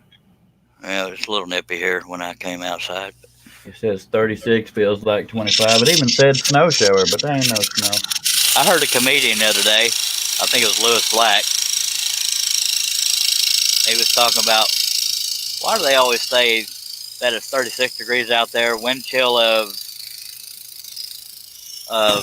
17 below. Why don't they just say it's 17 below outside? Because it feels like that. That's the temperature. Thermometers and humans feel stuff differently. Yeah.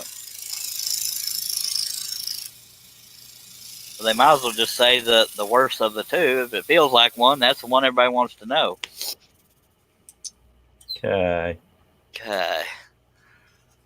Yeah, all my homies, Russ Meadows, between my technology and Russ Meadows doing honeydew lists or being in a Walmart parking lot, hadn't been able to join. Hey, you haven't met Russ Meadows yet, I don't think. I've lost track of who all I've met. If I Wes has been working and doing his own thing, and Jamie and Dale, which is Maple Street Studios, are in the UK doing their own thing. I just couldn't get anybody to be on the panel. I wasn't chasing them down either. I just throw the link if they're able to do it. Another guy named Mark Lindsay, I think you would like. He's helped out a few times. He's real good at keeping us on topic too. Jamie hasn't been on a feed since I've started being on a feed with you. No, at least he hadn't on the same time I would.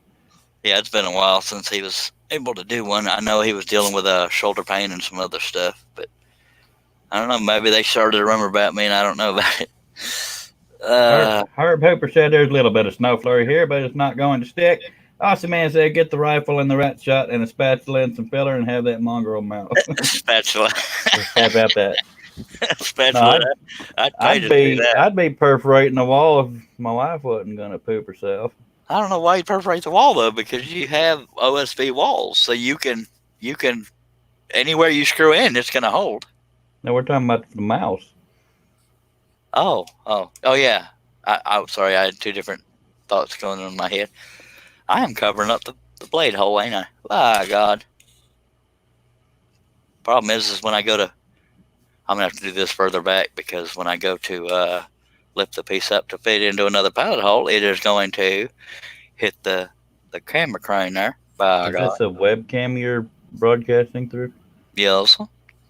I always wish there was a way to live feed through the video camera.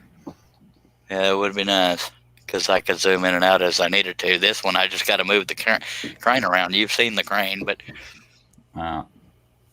Yeah, and I got a few of them. That was from a former friend of mine, but that was one good thing that came out of it was camera crane. I just picture which person? Oh, the other Russ. Well, yeah, I wasn't going to name names, but yeah. But yeah, if I'm giving credit where credit is due, Russ Clarity built me these little camera cranes and sent them to me. I did pay for them. They sent me about 5 of them, and in tantrums, I've broken 2 or 3 of them just because they were the closest thing to me, and I was pissed off, and I broke it off the ceiling. Well, I've got my ceilings are drop panel I don't know Oh, what yeah. you call them. There's a grid and then they just drop down in them. Is that a drop ceiling? I can't remember. I want to say drop ceiling, but don't rely on me on that. But I wouldn't have a clue. I don't need. Eh. Yeah, you wouldn't be able to do it with that kind of ceiling because it wouldn't hold the weight, especially when you move it around a lot like I do. And for anybody Yeah. just joining, I will be starting up again here soon, but I have fun talking. Me too. This I piece, just by the chuckled earlier because I pictured my wife walking in the house, seeing a bunch of boxes piled up in the corner or random stuff, and I was throwing stuff at the mouse. by the way, Cliff, this is 37 inches wide, which is 3 feet 1 inch Oh wide my God, your math is superb. by 23 and 7/8, so it's almost 3 feet by 2 feet. How about my Metallica though? It's still sitting there, and it's not yours. Now this is being single stacked as well. Well, of course, if it's single, it's not a stack. But anyways, it's a single layer. It's bowed. Excuse me. It's not bowed, it's the table, because I finally adhered this Lexan table here to the scroll saw table, so it's slightly taller than the saw itself, so it dips down a little bit in the middle, kind of like me. No, actually, I stick out a little bit. Let's not go there. Alrighty then. Alrighty then, so we're going to get back on it here, by God. I think Aussie Man might have commented again, Cliff. Oh, nothing worse than perforating the wall to get a mouse, and his relatives use the holes to come visiting. Yeah. Yeah. This is where we lost old Harold. It don't take much of a hole for them to get through either. No, it doesn't. And these are tiny mices. Maces. Come here, you little maces. Little mices.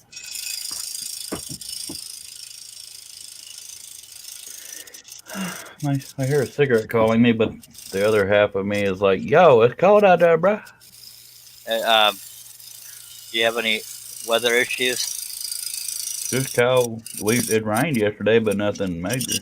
It's more wind than anything. I heard hail, but I couldn't. It was too dark outside. There was a lot of thunder and lightning, but even with the lightning, it was so dark outside I couldn't see the size of the hail, and I was. We had mostly wind and then some rain, but nothing torrential.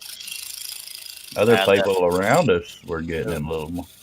Yeah, it was 3 in the morning when I came out, so all I saw was a neighbor's trash can in our backyard. Luckily, not emptied in our backyard that I'm aware of.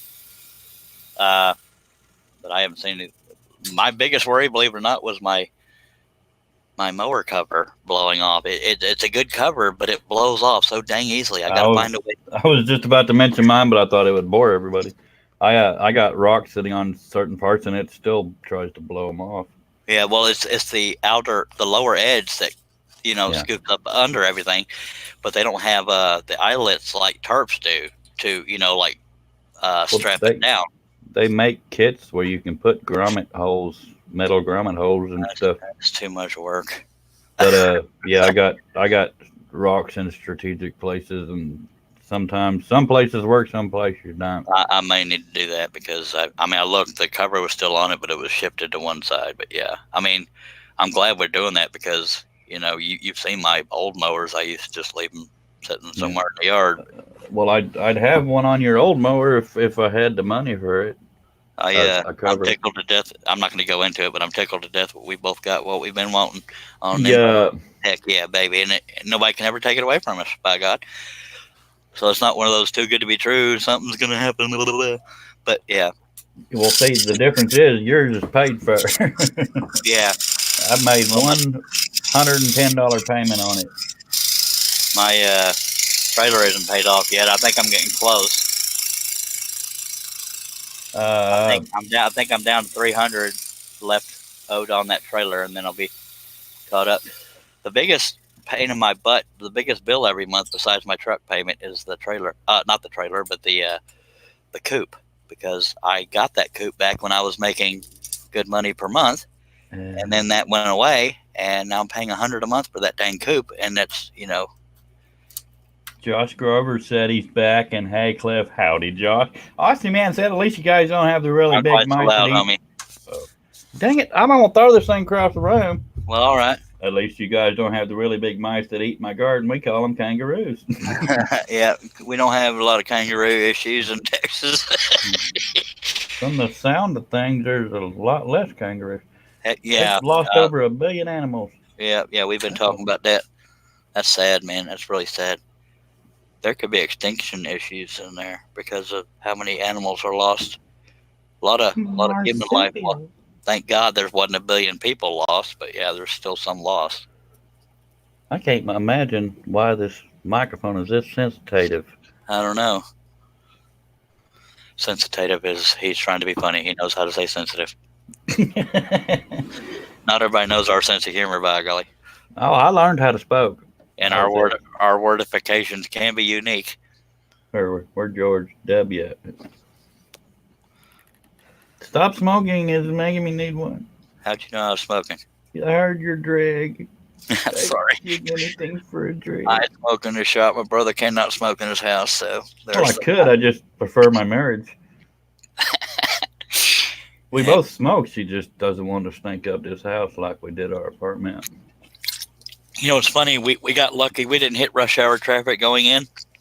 Actually, it's not even the stinking it up. It's the staining. Go ahead.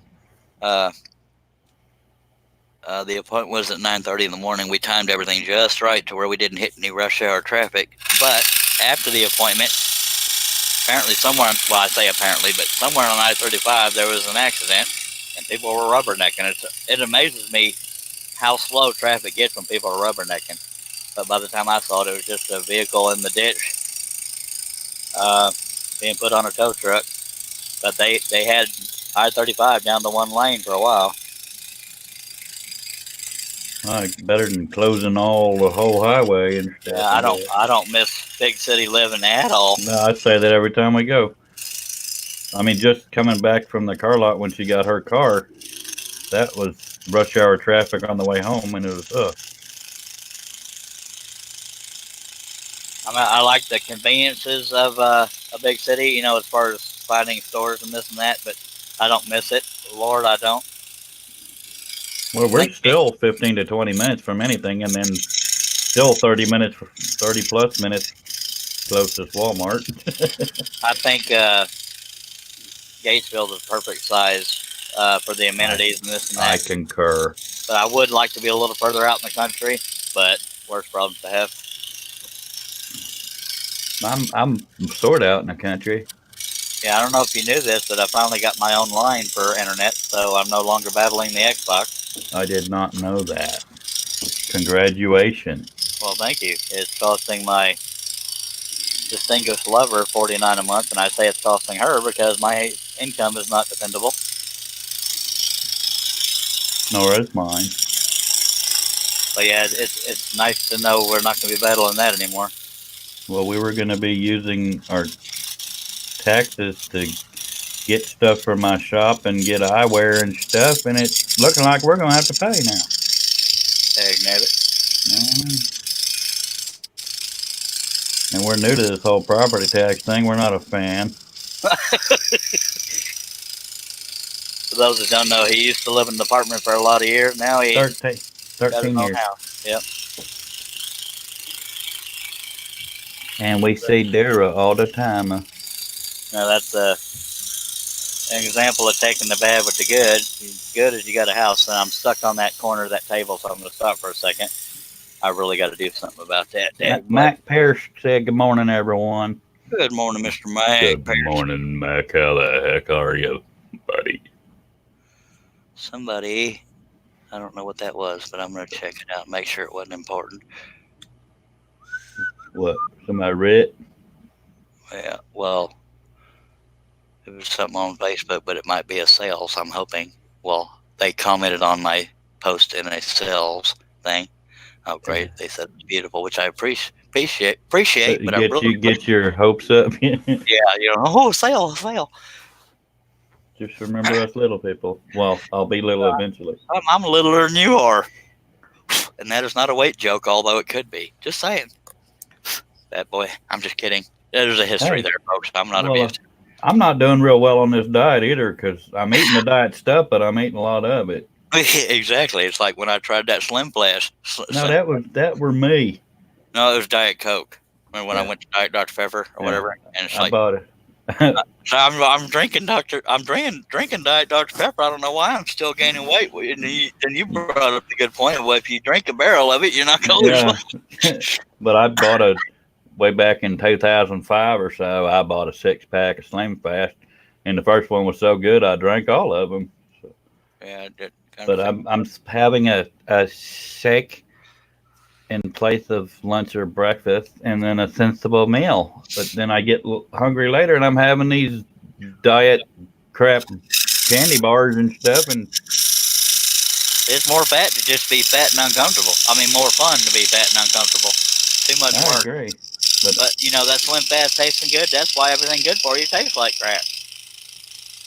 But the problem is, the things that are good for you cost more, and that's why people stay comfortably chubby.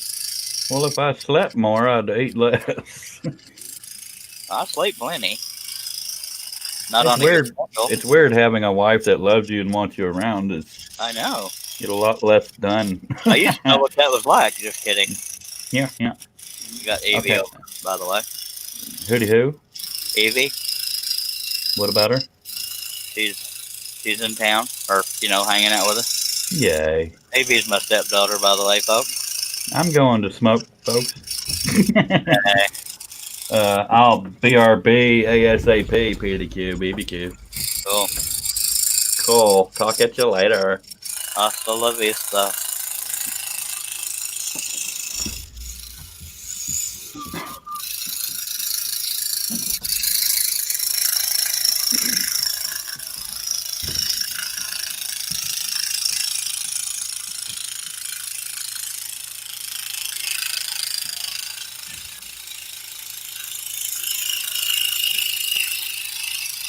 So y'all didn't know I could talk and scroll at the same time, did you? I know it's few and far between, but every now and then we all get lucky.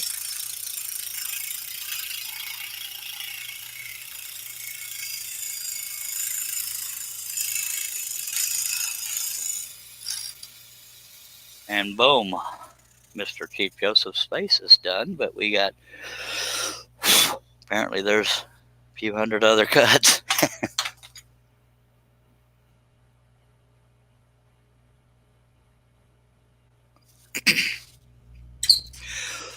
Now I'm going to determine where I want to start cutting next. I do have one big long cut that combines Chief Joseph's hair right into Sitting Bull's hair, so I might as well get that out of the way.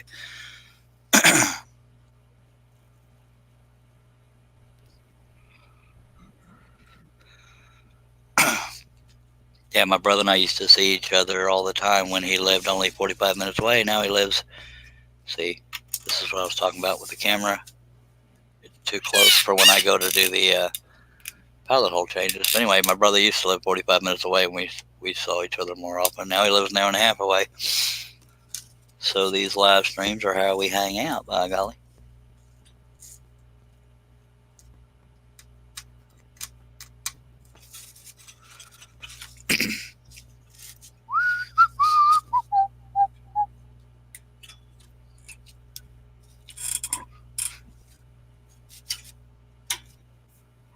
And usually he's spending time with his wife, is why I don't give him the link very often, because I don't want to interrupt that. But I never know when she's there and when she's not, because she manages a store in their little town.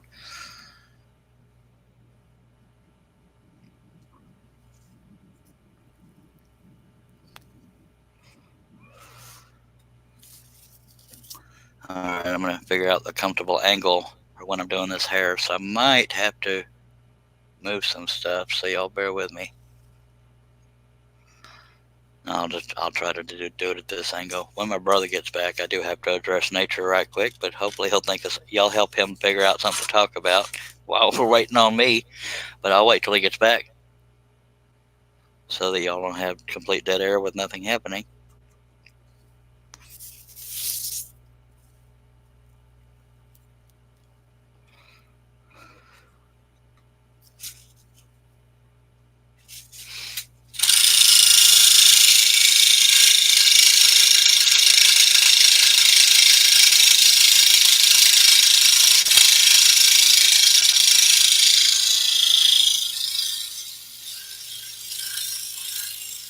This is going to be one of the bigger cuts in this whole piece that we're working on right now.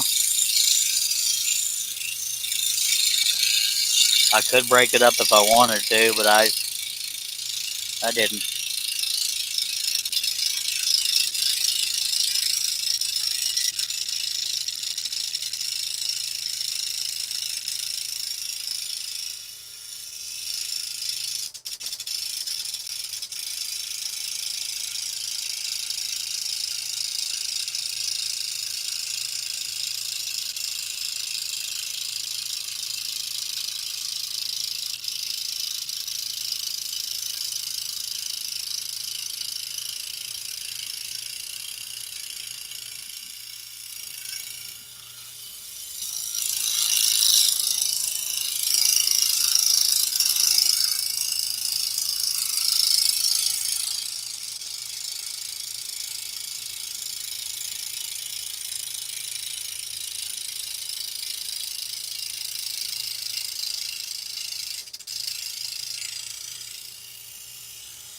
And I'm hitting that corner of the table, so I'm going to turn the piece to hopefully get past that. I got to figure out what to do here because I don't want to have to keep stopping to do it. So okay, we'll just do it right side up, by golly. That made too much sense.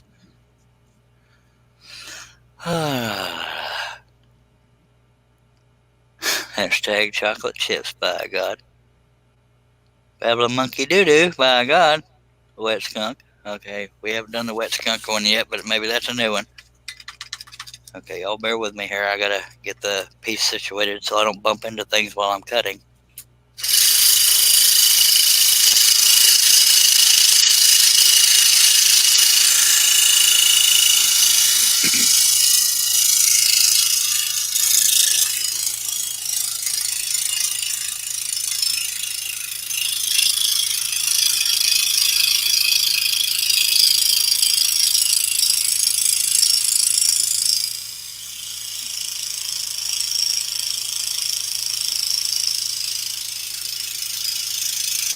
If anybody's watching for the first time or even the 8th time, if you have any questions, feel free to throw them out there. If I can't answer them, odds are somebody in the chat can.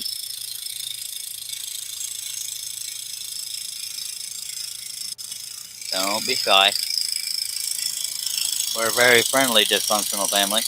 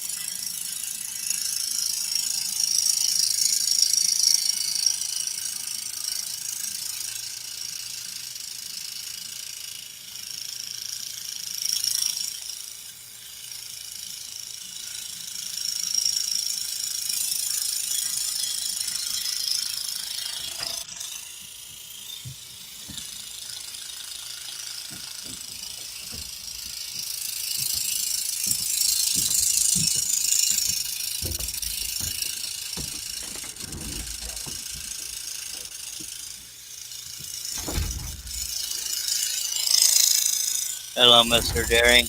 Hello, how are you? I'm being all right. I am so glad to see you because nature is saying how diddly do. Oh, don't do this to me. Well, I can't help it. I suck at this. Okay, that's all right. Okay, folks in the chat, y'all keep. It's going to be dead air for a little bit. Well, no, folks in the chat, y'all talk to Cliff and know that he knows nothing about scrolling. Y'all just make normal conversation family friendly. I know it leaves a lot of sawdust because there's still evidence. Mm-hmm. Well, not really, because you're not in the same spot. But if y'all can keep my brother does not know anything about scrolling, so he feels awkward when I leave him by himself like this. So y'all make him feel welcome and try to say something friendly. I will be right back because nature's saying, "Hey, diddly do, there's things you can't do." Well, pretend like it's a race, I beg of thee. Well, I can't make nature. Yeah. Just file down that screw. Y'all just drink your coffee and smoke them if you got them. I'll be here with you. If y'all want to talk at Mr. Darren over there, my twin brother there, y'all feel free. Please make him feel welcome so he doesn't feel awkward not knowing anything about scrolling, by God. Well, I feel welcome already. Oh, no. Oh, diddly. All right, I'm going to run. I'll be right back, mister. So what do you want to do now?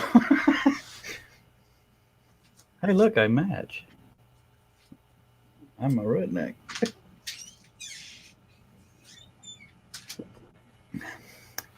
My sister. Yeah. Yeah.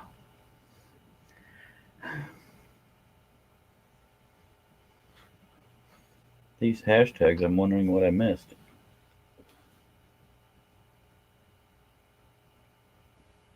Babbling monkey doo-doo. All right. That's good coffee. Was good coffee. So yeah. So Cliff, what do you think of all this scrolling stuff? I know you don't do it, but what are your thoughts about it? I think he should be rich, knowing what he knows and doing what he do. I hear he back. I don't think I have the patience for it. You weren't lying. It's god awful cold out there. And I was wrong about the mower cover. It is hanging on by the tongue of the trailer. So at some point I need to get that back on there. Some of us don't have a trailer or anything to pull it with. Good Lord, that's pretty dang cold out there. It's like it got colder the closer daylight got. Holy monkey. Monkey babbling doo-doo, or babbling monkey doo-doo. What are those hashtags all about? They try to start trends for my derailed train wreck live streams. Babbling monkey. One time Steve Nealon, my website guy, called me a babbling monkey, in a loving way, as Steve Nealon does. And so people started going with that. Look, Charlie, I'm camoed. Yay! This is what I got with my Christmas money. Gift certificate. I got scroll saw blades with mine. By the way, I finally got a taller stool, which is nice. Yay! The better looking twin. How did I know Josh would be talking smack the second I left? I didn't even notice that. Oh, which of you was born first? I was born first, Mr. Awesome Man. 11 minutes and 11 seconds, and then I went, "Hey, diddly do, you ain't through." I'm seeing what the temperature is here now. It's probably warm. So since you're oh wait, you might have already answered that. What do you think about all this? I did. 34 here. Feels like 25. Yeah, Josh says it's 28 degrees there. So. Florence Bolin, hello. By the way, Florence, that is my twin brother on the screen. You can't see me because my face is grotesquely swollen, and that's not a fat joke. But Tommy Hickson. Hello, Tommy Hickson. Appreciate you being here. 68, West Virginia. Kiss my butt, Mac. Awesome Man says, Mossy Oak, it's not camo, it's a way of life. By God. Yeah, our niece is a Mossy Oak junkie, and if she sees you wearing Realtree, she'll give you poop. I just like camo. I don't care what brand it is. I can't afford none of it, but yeah, I like it too. I found that black hoodie of mine that you like that's got the camo on it. I found it on Amazon. It doesn't have the Realtree part, but it's got the camo flag. You gonna buy me it? I ain't got no money. I ain't got no money neither, baby. Well, baby, we're both gonna be hurt. It's getting colder, and I'm gonna be sitting here without my pretty camo jacket because I'm cold. I'm just kidding. Well, I wish I could cry in my own shop. Okay. You got me on that one now, folks. We do sound alike. He might be a little bit louder because his microphone is very sensitive. It's sensitive. Oh, sorry, sensulated, Sensitive. sensorized. Sensification. It's 28 They here. don't think pick up too much noise. Josh Grover. Sorry.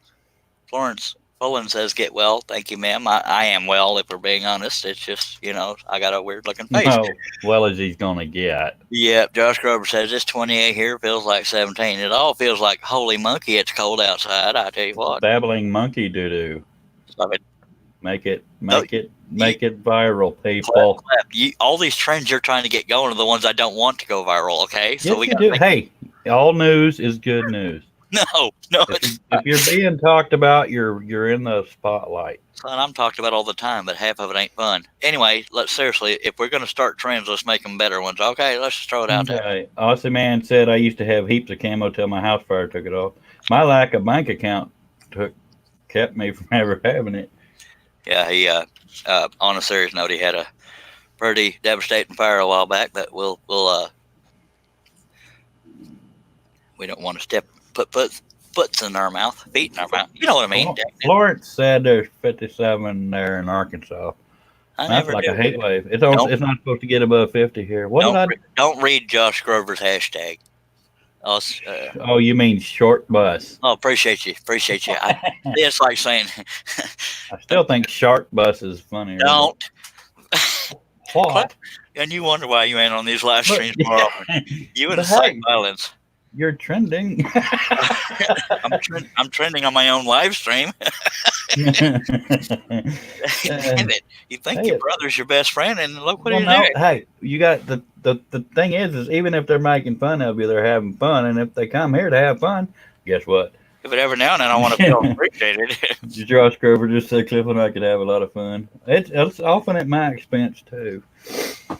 Good Lord on a stick, man. Seriously, let's work on positive Charlie things, because I do have feelers everywhere now. Call them long bus. Cliff. Regular bus. Make a little better effort there, Sparky. Scroll on with Chawi.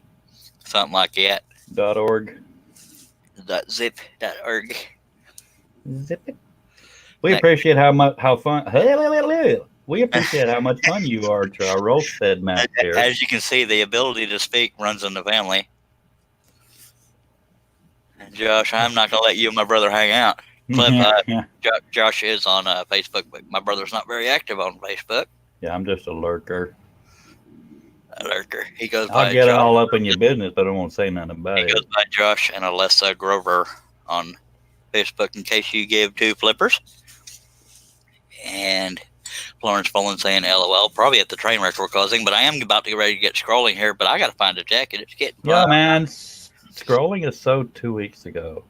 Dude, you know what's funny? You're saying the wrong crowd, but Nugget. I'm just trying to be funny. On the StreamYard thing we're in, it says live stream number 40, founding fat ... Are you serious? Yeah. Well, wait, okay, it's because it didn't read founding fat. Come on now. We found fat. You got to work on more positive conversation pieces. Hey, it's entertainment that matters. It makes people want to come back. They ain't here to learn. They're here to watch you. Well, some are here to learn, Nah, that's overrated. Clef. You're talking to a pro scrolling crowd. You kind of want to be on their side on things. Well, they know I'm full of stinky. Well, still. All right. This can be one of them long haircut. Josh Grover said start a designer bonfire. Okay, so just to let folks know what I'm going to do, when I get down to the bottom of this cut, if y'all see this line going here, that's where the capacity of my saw reaches. So when I get down to here, I'm going to go back to the top for that whole visual comfort thing. Sorry for staying on topic, Cliff. I'm going to start from the top again. That way I'm pushing the piece away from me when I'm cutting. So there's the eye. Aussie Man's going to bed. Yeah, it's like it's 2 a.m. Yeah, 2 a.m. there. Have a good or Bill, or I won't remember your name. Somebody else said it, so thank you, Josh, for making me look less stupid. Good night, Bill. Appreciate you being here, sir. How many viewers do you have there, Charles? Well, if we can keep it somewhat on topic, although they like train wrecks, we have 13, and every one of them are on YouTube. Oh my God. All right, let's get going on this thing here again. Well, Now all remember, right. Clip, pro scrolling, pro Charlie. Not short bus, stupid babbling monkey crap. Let's be nice to Charlie and do fun trends. Now babbling monkey crap's gonna. Clip, I didn't say it. You did. you brought it up again. Uh-uh. That was you. It was an echo. Oh, well, I can't tell it's apart either. Yeah, yeah.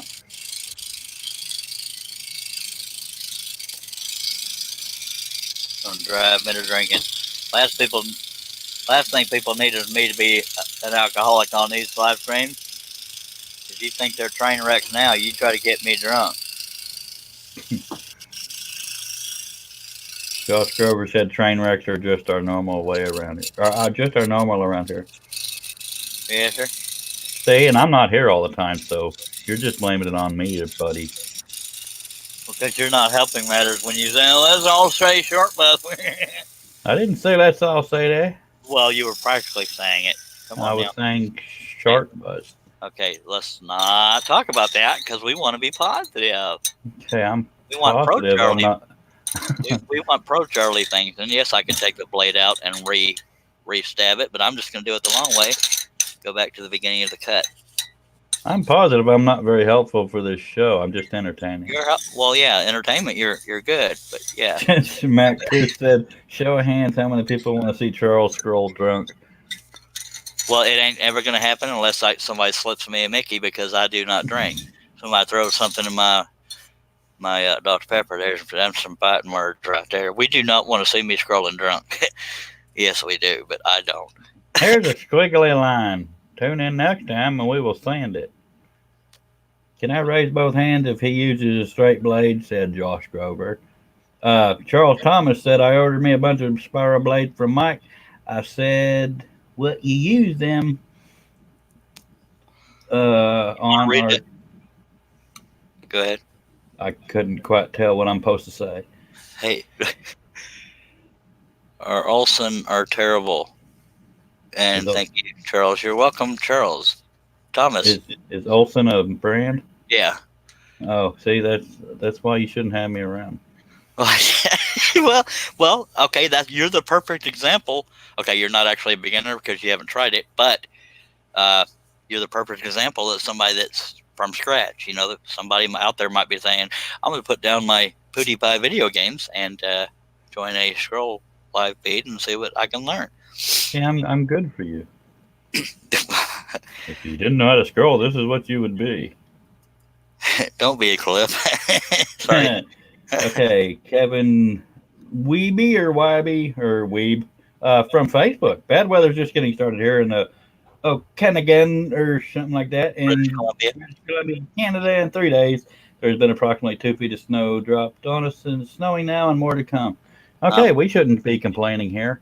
Very sorry to hear that, Kevin, and hope you get through everything, and appreciate you joining the live feed. I haven't seen your name before. Very appreciative that you're here. By the way, the video quality is usually better on on YouTube, and also the chat is more active if you're into socializing with the chat. I'm not trying to get you off of Facebook. I'm just giving their statistics. Most people do a lot of their conversating in the YouTube chat, and people on Facebook can't see the YouTube chat. That's why we read the comments, and people on YouTube can't see the Facebook comments. So if you want to create an account on YouTube, it does not cost anything.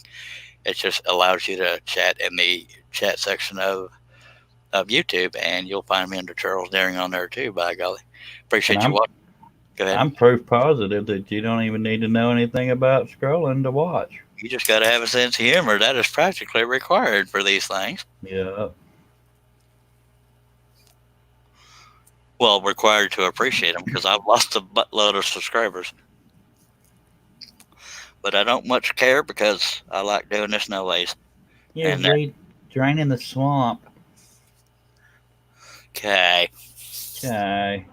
All right, we're going to go back on this scrolling thing. Well, that's weird. It'll be one long cut. This is probably the longest cut of the whole piece, or largest cut. and we got to witness it.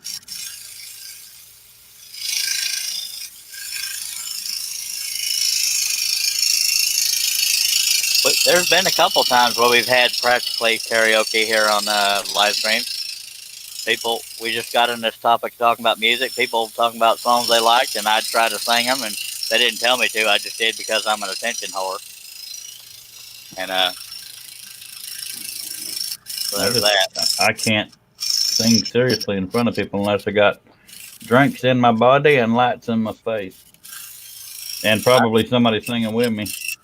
Well, I do better with a sound system and a microphone and the words in front of me. But yeah, I can't sing in front of a little room of people unless I'm up on a stage with music and stuff. Which is weird because I'm shy in a sense when it comes to that. I can sing on a stage, but I cannot sing in a room. Florence said you're going to make a CD how to design a waterfall or something with landscape. And Josh Grover said, don't snap the blade. Oh, wait, what am I saying? Chad Fenton says, I'm back. Horses are happy. He fed his horses. Welcome back, Chad. So you going to make a CD with waterfalls and landscape and stuff, Charlie? I don't know. Well, for what it's worth, Florence, I no longer make CDs or DVDs because I didn't know that not everybody had a DVD player on their computer, so now they're downloadable videos. I don't know. But I mean, I don't know if I will or not, but that's always a potential idea for a future live stream. Isn't it time for a blade break or something? Yeah, remember how we were talking about the whole positivity side of things? We don't want me to break a blade because that's frustrating. Josh wants to break them because that's when he gets to drink, even though it's just coffee. But he likes to give me crap when I break blades. So I think sometimes when I'm sleeping, he's in my shop bending blades just enough that they'll break. Josh is in Illinois, by the way, in case you give a hoot. I was just about to ask. People are going to think you don't know how to talk. I don't. Nobody ever learned me how to spoke. I didn't graduate. You did too. I did too. 1988. From Pflugerville. We really did graduate in a little town called Pflugerville. PFL. Pflugerville. It was named after a family last name of Pfluger. Josh said, no, I'm making your blades dull, so you push too hard. Light it. Yeah, Pflugerville sounds like a Dr. Seuss town. Yeah. Hey, Bite It isn't very positive there, buddy. More positive than break a blade. Because these live streams are less fun for me when I break blades. And the more blades I break, the more odds are that I have to reload blades on a live stream. But since I moved my little clamp holder thing, it wouldn't be productive. Because I need to get me a little angle clamp. Or angle, I don't know what the hell it's called. Angle bracket, something or other.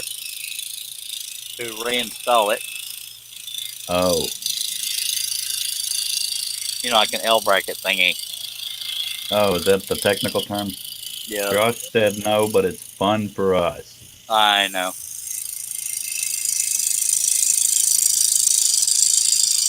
Say what you will about old Josh, but he's a loyal viewer. I'll give him that. Florence says, on the one I'm cutting, I started on the mountain left side. Should I have done different? You can start wherever you're comfortable with. Because on landscapes, I wouldn't know where to start. I mean, I don't have a particular spot, but anything that has a face in it, I always start with the face. I always start with the not scrolling. Yeah, your clip pro scrolling. I was saying I didn't. I know what you're saying. I just saying I don't scroll. You should. I totally should. Yeah. That's all I need is to try to catch up and compete with you. Well, we don't have to compete. Yeah.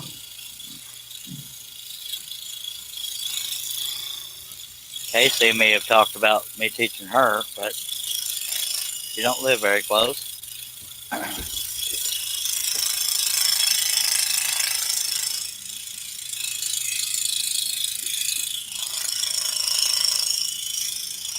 You have been on your feed for 2 hours, 36 minutes, and 28 seconds, my brother.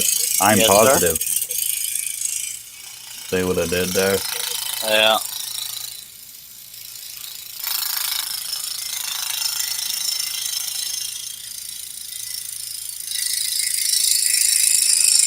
That blade is sounding louder.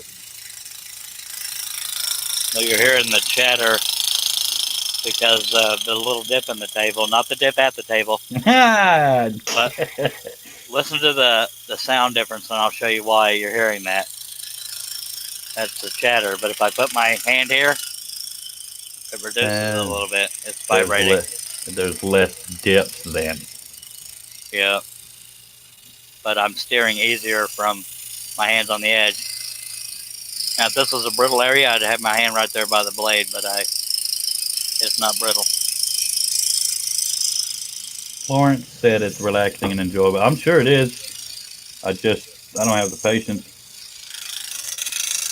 Josh Grover said no visual comfort on this cut. Yeah, and I can relate, Cliff, because I don't have the patience to put a model car together.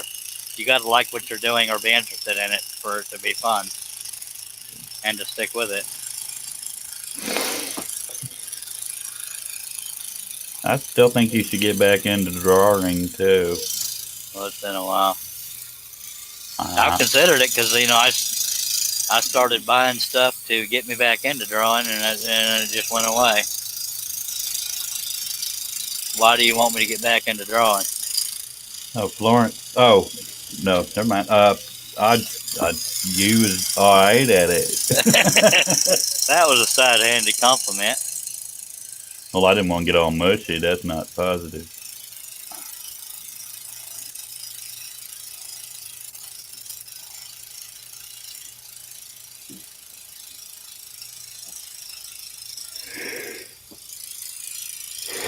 Yeah. Wow.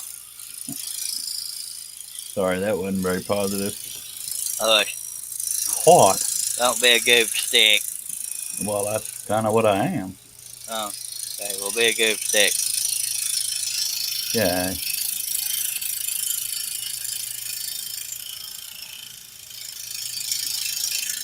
My dog is odd. She's sitting outside in her crate instead of inside in a warm house. For people that don't know that we're actually brothers, they may wonder why we talk to each other the way we talk to each other. Oh. And sometimes they wouldn't know that we're actually close.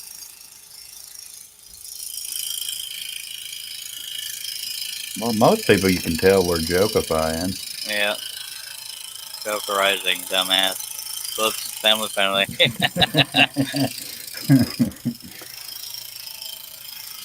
That wasn't very positive, Charlie. I know.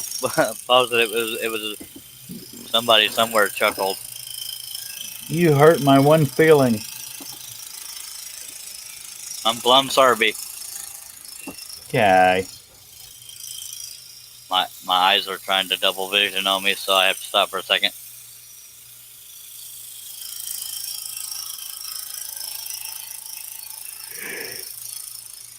We'll have none of that yawning, mister.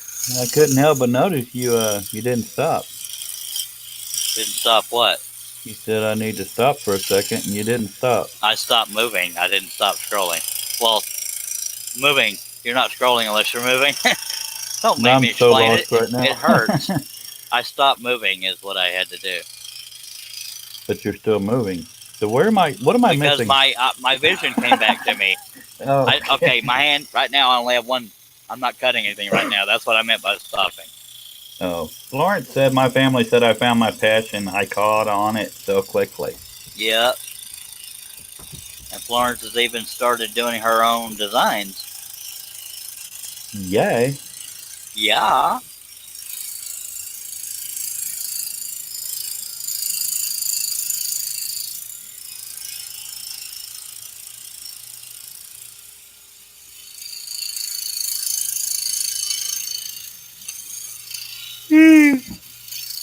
Yeah. We'll have none of that, mister. Jerry. Welcome to Founding Fat live stream Well, number 40. heck, no. Why? It's just humor. It's not. You're just a giver. Yeah. Founding fat. That's what it's screen say, I bro. know. Don't hate the player, hate the gang, y'all. War. For real, though. I'm not even trying to lie. I wish my cigarettes would shut up calling me when it's cold outside.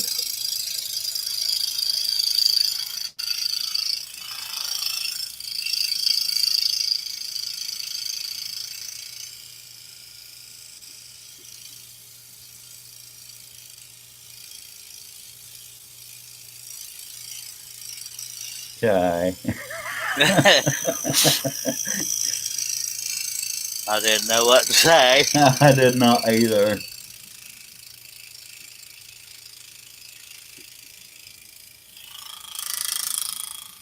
Is that Quanah Parker? No, he's older, isn't he? I'm just throwing out the only Native American name I know other than Sitting Bull and Squatting Heifer. This is Sitting Bull, ironically enough. Ah!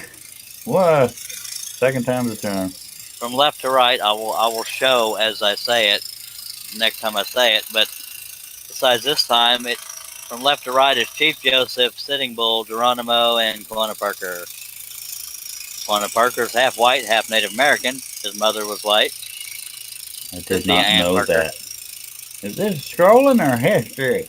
A little bit of both, by God. I didn't come here to learn nothing. His mother was Cynthia Ann Parker. She was kidnapped by a Native American. That's rather rude. And then he came to be one of the fiercest Comanche warriors. What was this about being positive? That's history. I can't make that positive. Okay, I'm getting stuck on something.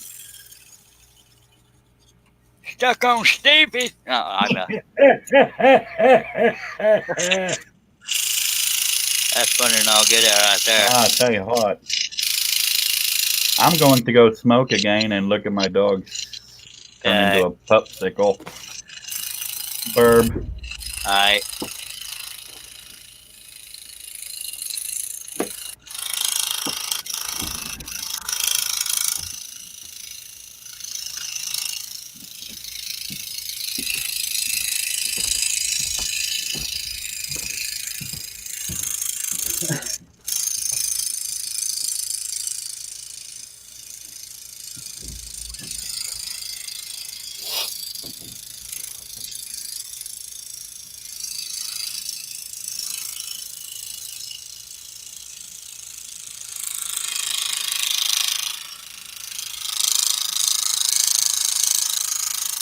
Again, that chattering you're hearing is not the saw. It's the piece chattering off the table because the table's not completely flat.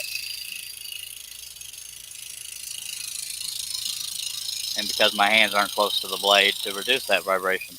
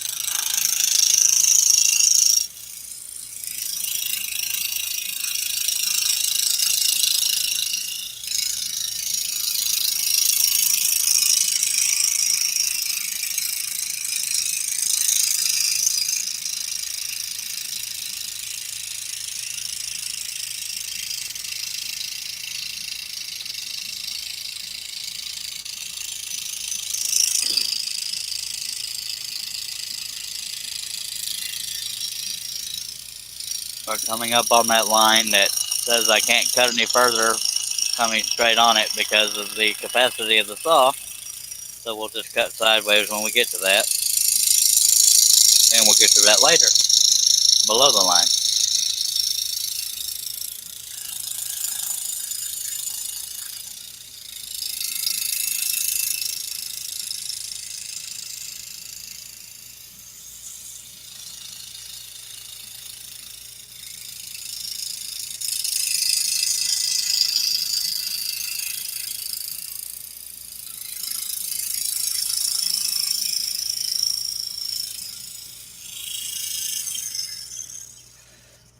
I'm sorry, I didn't realize so much of this was out of the view of the camera.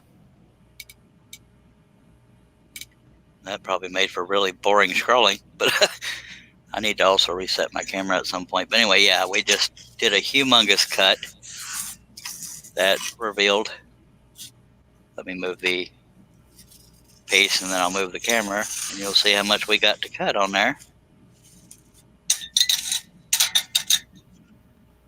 So yeah, that one cut involved, y'all might be able to hear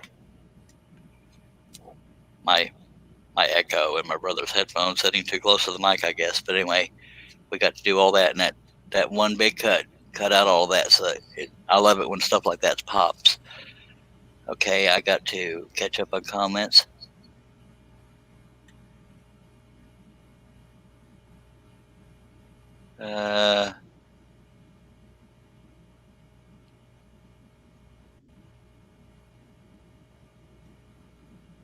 Where are we at? Chad Benton says, and you can't fix that. I don't know what he's responding to because it's been so long. Josh Grover says, stuck on back of throat or screw head. I don't know what I was stuck on. I don't even think it was a screw head, but I don't know what it was. But I had to stop. John Nave says, good morning all from the soaked and still raining land of Oshawa, Ontario. And John N says, looking gorgeous, Charles. Well, thank you, sir. Much obliged. Yeah, that was the last of the humongous cuts. But I'm going to go ahead and go back and do some of the, but this is the waist piece from that, by the way. Wait, I got to figure out which direction it faces. Yeah, it's this right here. So we're saving that because of brittle areas like this. We can put back into place when we're sanding so that those brittle areas don't break off. Yeah, that reduces vibration of those little brittle areas. So we're going to save that. Oh.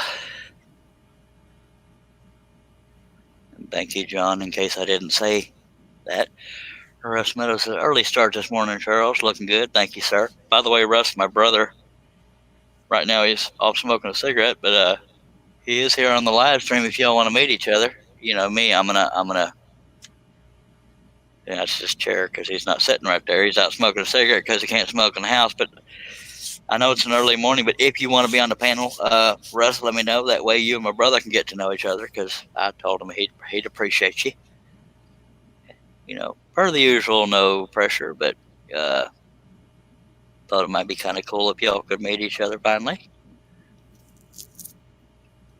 So I'm going to figure out where my next cut's going, and then I will put the camera back on just me. But Russ, by golly, get your butt in here. Just saying. I will go ahead and send you the link in case you are able to join at some point. Everybody's saying good morning to Mr. Russ Meadows. All right. Control C.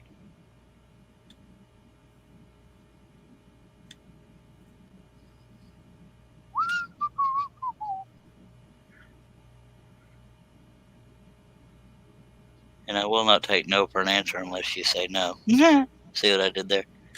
Because I'm not as aggressive as I think I am. Okay, I've just sent you the link in case you are able to join at some point, Russ, unless the live feed goes to heck. And everybody's saying good morning to Russ. Have to wait till my wife wakes up. Dang nabbit. I hear you. But I am going to let you, you've seen me in person, so that's why I'm letting you see my brother. His face isn't swollen like mine, so his head looks a little taller than mine, and his beard's a little longer. But you'll finally get to see my twin brother unless you peeked in on live feeds from the past. Right now, I'm determining where I want to cut next. I'm probably going to go back to old Geronimo. Well, I'll put my brother on the screen once he gets back. But in the meantime, I'm going to get on over back to Geronimo to get more of the hair done over there.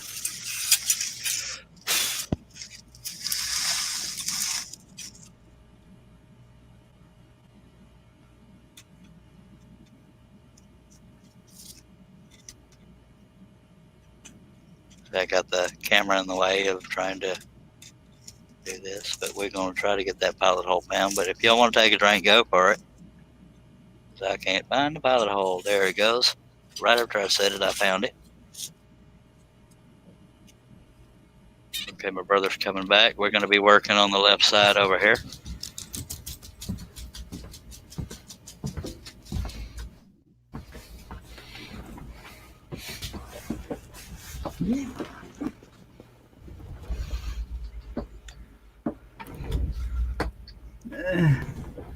Okay, so hello, Cliff. Russ Meadows has already seen you in past streams. I don't have to bring you on the camera.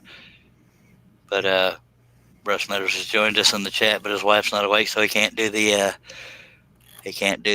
panel with you. Tommy Mater says that's a good man right there, putting his wife first. Way to go, Russ. That either makes him a good man or a smart man, because you got to put your wife first if you want a happy long life. Just kidding there. Well, I put my wife first too. That's why I'm not usually here. And I'm not going to keep you on camera long, Cliff, and I'm showing for folks that might just be joining. This is my twin brother, Cliff. He lives in Comanche, Texas. Comanche. Which, by the way, Quanah Parker is a Comanche Indian, Native American, whatever you want to call him. Cool. And I will show folks what kind of wood am I using. I'm using 1/4-inch maple ply. I'm going to show the design so people can see what we're working on. This here's what we're working on. That is Chief Joseph, Sitting Bull, Geronimo, and this is Quanah Parker. Cliff, by the way, I got that design from a book cover over at Dad's house. Cool. It's a story about him. I need to read that. I'm not much into reading, but I think I'd be interested in that one. That's Mr. Quanah Parker, the half white, half Native American. I never learned to read. I did, but it don't do me no good. Tommy Mater said that. No, Mater, excuse me. That's not Cliff. That's Chavros. Yeah, that's my ugly twin brother. I miss the son of a ding-ding. Son of a ding-ding. Hey, I invited him over. Y'all heard him say no. No, Cliff, I can't get over there, and you know that. Yes, you can. We saw where there's a will, there's a way. Well, where there's a will, don't fill the gas tank. Yeah, anyway, Mr. I got to see Mr. Daring on Christmas. So that was the last time we seen each other. Have you ever farted so hard your back popped? I know the whole chat just lost it, but thank you, Cliff. Family friendly. That's one of the funniest jokes I've ever heard Larry the Cable Guy do. I think it was in a movie. Well, if we're going to go ahead and derail like that, another funny one is I'm trying to think of how to word this. As your rear end ever itched so much that when you farted, it relieved that itch. Clip, we can't derail any further than that. Picture somebody pushing that hard in their back pop. That's funny. Clip. Okay, cool. Hey, you kept it going. I stopped. I kept it going, but it's not full gutter. But let's try to somewhat not go any further than that on the humor base. Well, we can be funny as all get out, but we got to be careful with that. That was pretty funny though. And Mac Pierce liked it. By God. Oh God! I was outside laughing, thinking about when I was going to say it. But it is more fun when you make a joke and don't say where you got it from, and make people think you're the one that's funny. Now they think you're stealing material. Well, I laughed so hard outside, I nearly spotted. Another funny that it's a visual in your head, but you know what's the similarity between smoking and wait. What's the similarity between a cigarette and a squirrel? They're both completely harmless to you. Put them in your mouth and set them on fire. Now, the visual of that is what's funny. Well, my dog is crying in the closet. I can hear it, but close the door on her. So eventually shook him out of the closet. Yeah, but I'm pretty Pretty sure most people don't want to hear a whining dog on here. Why is she crying? I can't really say. She's Okay, got a sensitive area that she's doing stuff to, and she whines all the time. Okay, I ain't even saying nothing. you're spelling it out a little too close there. Well, I never Okay, mind okay, stuff. stop looking over at her and encouraging her. I can't see her. She's behind the curtain. We don't have a closet door at the curtain. Okay, but that's just Clef. Get her out of the room. It's disturbing. I gave her a biscuit to try to keep her from coming in the room, and then she followed her dye into the room. Okay, cool. She's wearing camo too, because she's cool. Cool. How drunk do you have? I think my brother is entertained most by derailing these chats. Sorry. I didn't love you so much, I'd never invite you back, but I love you. And you're funny to get out, depending on who you talk to. Looks ain't everything. I know. We're twins. Shaw. We are going to get going on this again. I'm just trying to stretch a little bit and breathe and stuff like that. There was something else funny I was thinking out there. It wasn't as funny as the back, but No, what's funny is me sitting completely still watching TV and suddenly thinking I have a gym bug in my shirt. That was funny. A half a second later, that shirt was off, and I was dancing. That was fast. And then one time he thought a mouse was under the covers with him, and he got trapped trying to get out from under the covers. Hey, Charlie, I'm gonna have to show them my dogs. Okay, just if she's doing that weird stuff, don't. No, she's not. Come here. Come here. This is my brother, his adorable dog named Ginger. That is his baby dog. And she saved my life. Look, she's stepping on the. Show me camo and stuff. That's Ginger, everybody. She saved my life. Yeah, she really did save his life. He was in a severe depression, and that dog brought him out of it. She's 4 years old. Okay, you don't have to tell it like that, but. Yeah. And John names his beautiful Cliff, and the dog is kind of nifty too. yeah. Well, Go ahead, baby. Well, I can't show her on camera no more. Although she's cuter than what I'm doing. She's supposedly. Hey, she quits talking about scrolling. Thank you, Josh. She's supposedly half Pekingese, half Dachshund, but she's 100% cute. Penelope with chocolate chips. Does that make sense to you, Cliff? Dude, who? Does that Penelope with chocolate chips make sense? It's related to a past live stream where I had Russ Meadows cracking up, and I was talking like this in a real old hick voice, and Penelope is a rabbit, and chocolate chips were from squeezing a rabbit. Oh, yeah, yeah. So it was, Russ Meadows was laughing so hard he dang near peed himself, and that's where the people got that from. Where am I at? Russ Meadows says, "You look like MC Hammer dancing, I bet." What did I miss? I don't know. Just one of them comments that jumps up, and I don't remember what the heck it was. Oh, dancing with the gym bug in my shirt. Oh, yeah. Okay, that's what it was. But yeah, that was pretty Chad funny. Benton is leaving us. Dang nabbit, Chad, you ain't supposed to leave. He has to have a great day headed to the shop. Till next time. By God, appreciate you. Have a gooder. By God, yeah, that was entertaining. Okay. Oh, let's get a little nippy here in the shop. Yeah, I was the witness. But it was funnier than I'll get out, tell you what.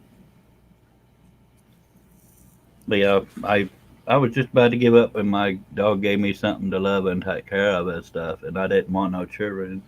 Yeah, and another funny story. Since we're talking about funny stories, John always saying about it, Chad. I'll put you back on camera, Cliff. But another funny story was, and I need to preface this. I use a word that can be a slang term for derogatory Hispanic, but that wasn't my intention. I was having a dream that I was a police officer.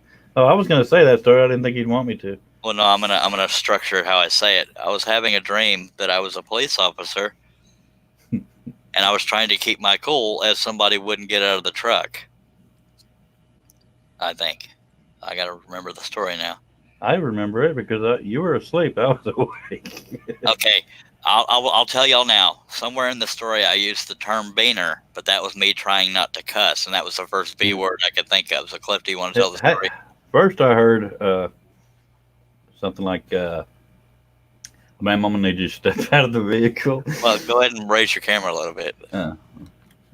My bad. Okay, this is me. Okay, when y'all hear this story, when you hear the word beaner, it's not a Hispanic derogatory term. It was me trying not to cuss. Well, we'll get that here in a second. Wait. And as y'all have heard in these live streams, when I try not to cuss, I make up words.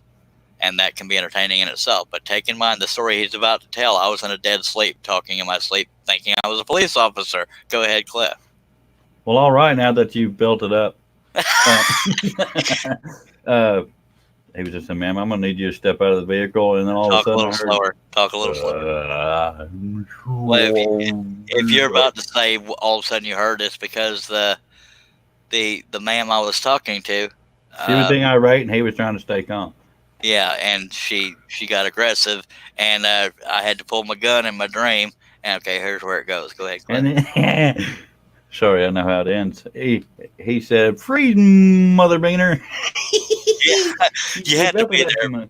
That was me trying not to cuss. So in the dream, I just suddenly had to pull my gun and said, "Freeze, mother beaner," trying to not cuss at her and stuff like that. You had to be there, but it was out of a dead sleep, and my brother cracked up. Well, I cracked up, and that's what woke him up. And they're all talking about pets still, by God, but there's nothing wrong with that. that. Because of my amazing pet here.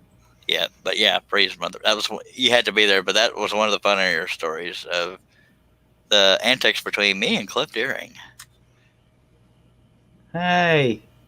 Sorry. The dog was getting her 15 minutes of fame. That was only 7 minutes or so. You're right. I'm going to go and finish my cigarette so we can tell more funny stories if we want to. Yay. There's your dog again.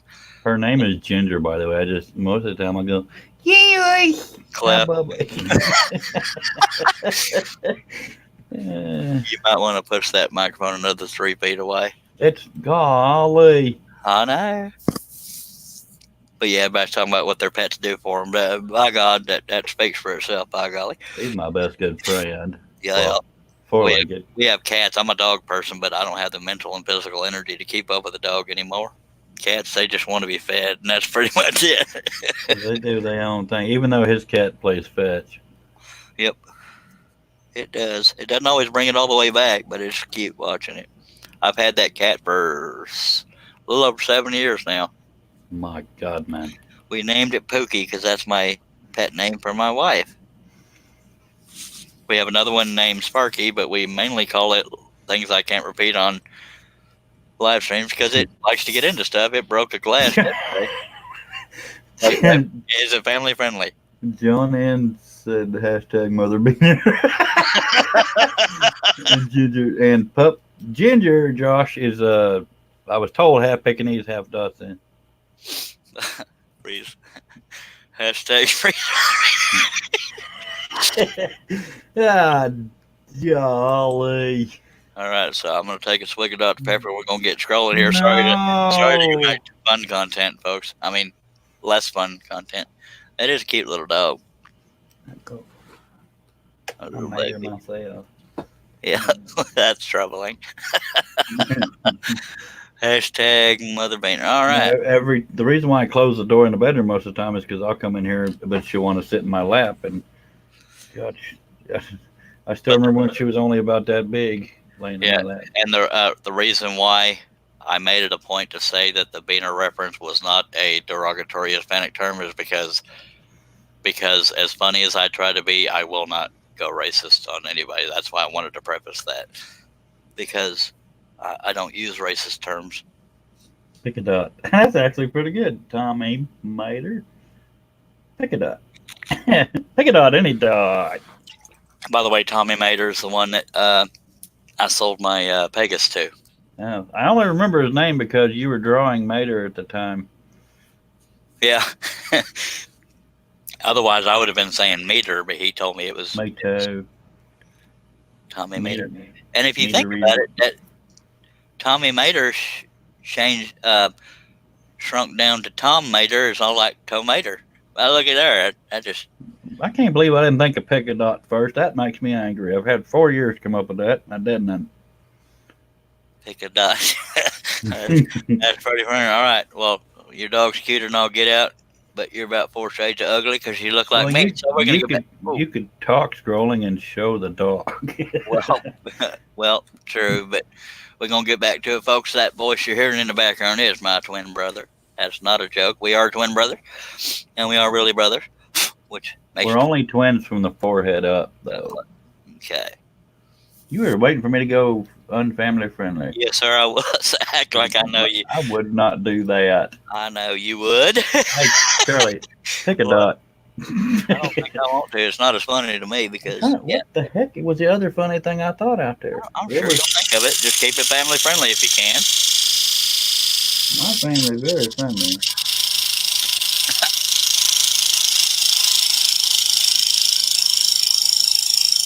Man, I got a doctor's appointment in 2 days. Man, I need to. I ain't got no gas. I think I need to adjust that camera just a smidge. Schmutz. But if I just saw a comment pop up, but I can't see what it is. So if you want to address that, Josh is leaving. Want to clean out the shop today. Charlie, you should take a bit of advice from that. I know what I'm trying to it's say. a lot You more figure- fun to scroll than clean the shop, and even Josh will tell you that. John said, Mac said, pick a dot again. Mac Parrish. He's hashtagging it. Yeah.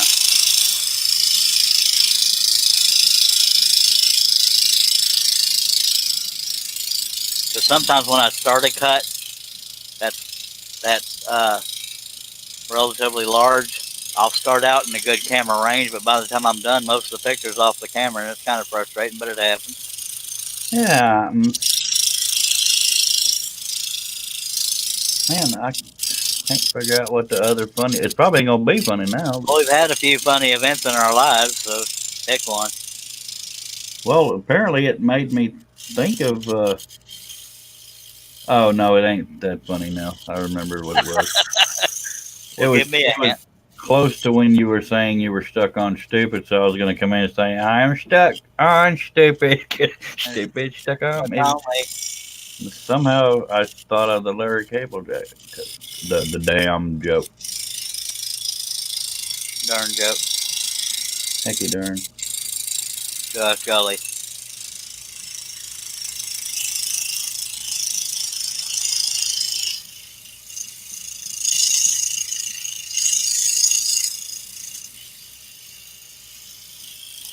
I readjusted the glue trap. Okay.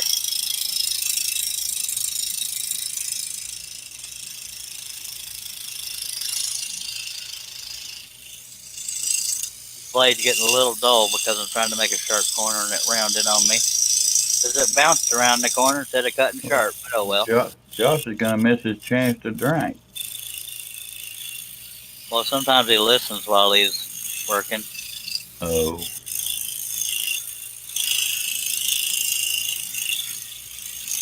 And I'm afraid to keep adjusting the tension on a number 3 because it will break the blade at some point.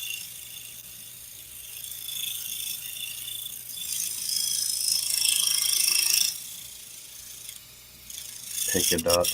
Man, I'm so mad that I didn't come up with that. I don't think it's that funny, no offense. I ain't saying it's hilarious, but it's very accurate.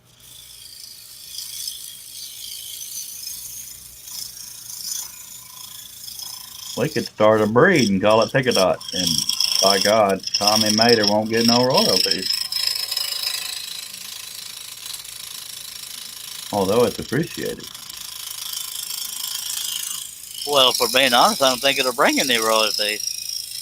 I don't necessarily disagree. Just thought it was something funny it might be said. Apparently it might not have should have been. Man, the blade is bouncing all over the place. Cuts I should have already had done, I'm having to go back and fix.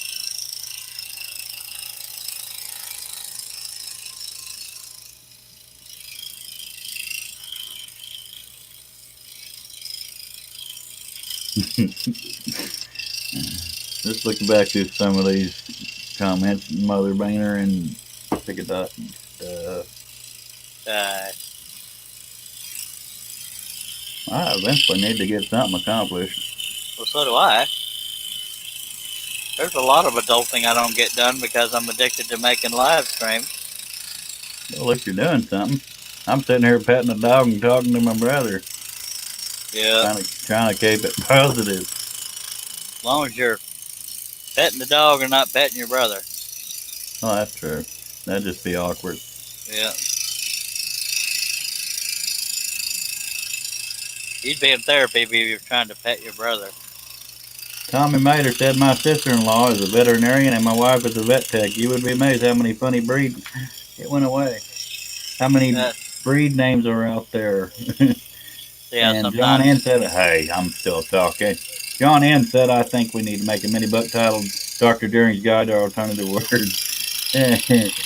Guide to what? Alternative words. Yep. Every now and then on the StreamYard platform for people other than me that started the live stream, the public chat will go away, but it always comes back. No, this said it self-scrolled, but yeah, I had that happen already. Self-scrolling, that's a new trend. You'd be rich. Yeah. Take a dot, my friend.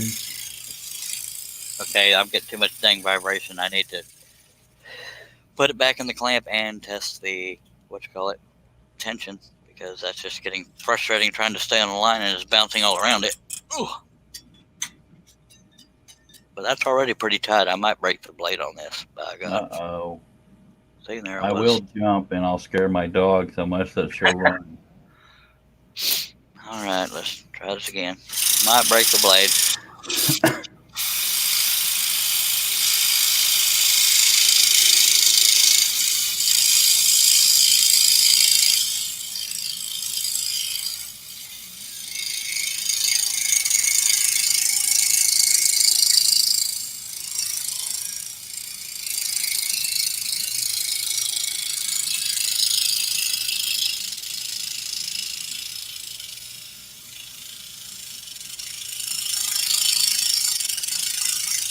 If it wasn't for some of these large cuts in here, it would look like I had almost nothing done, but luckily some of the large cuts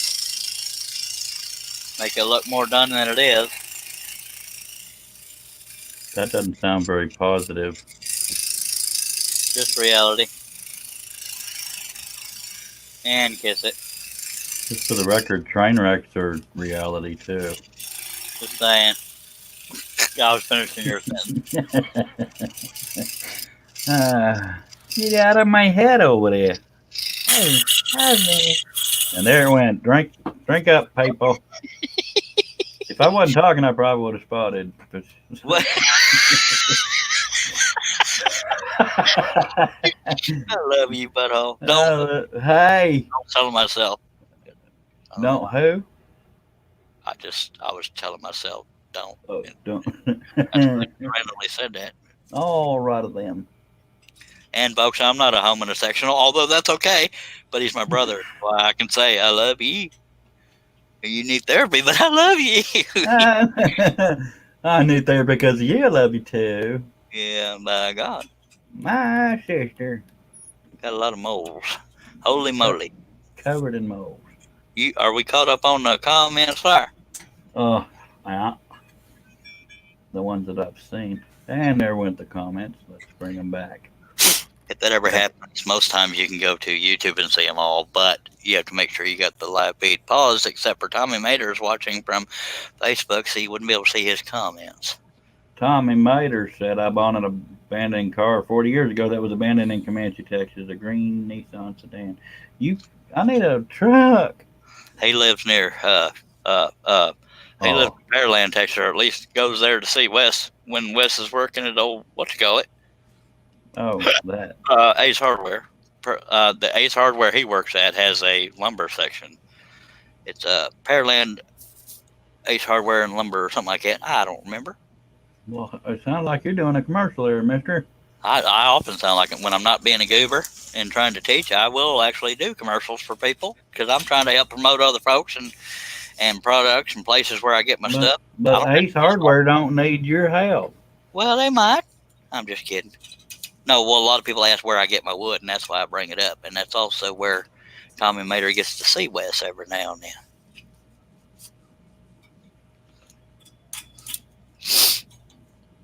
Yeah, I got a tiny little splinter or something in my pingle.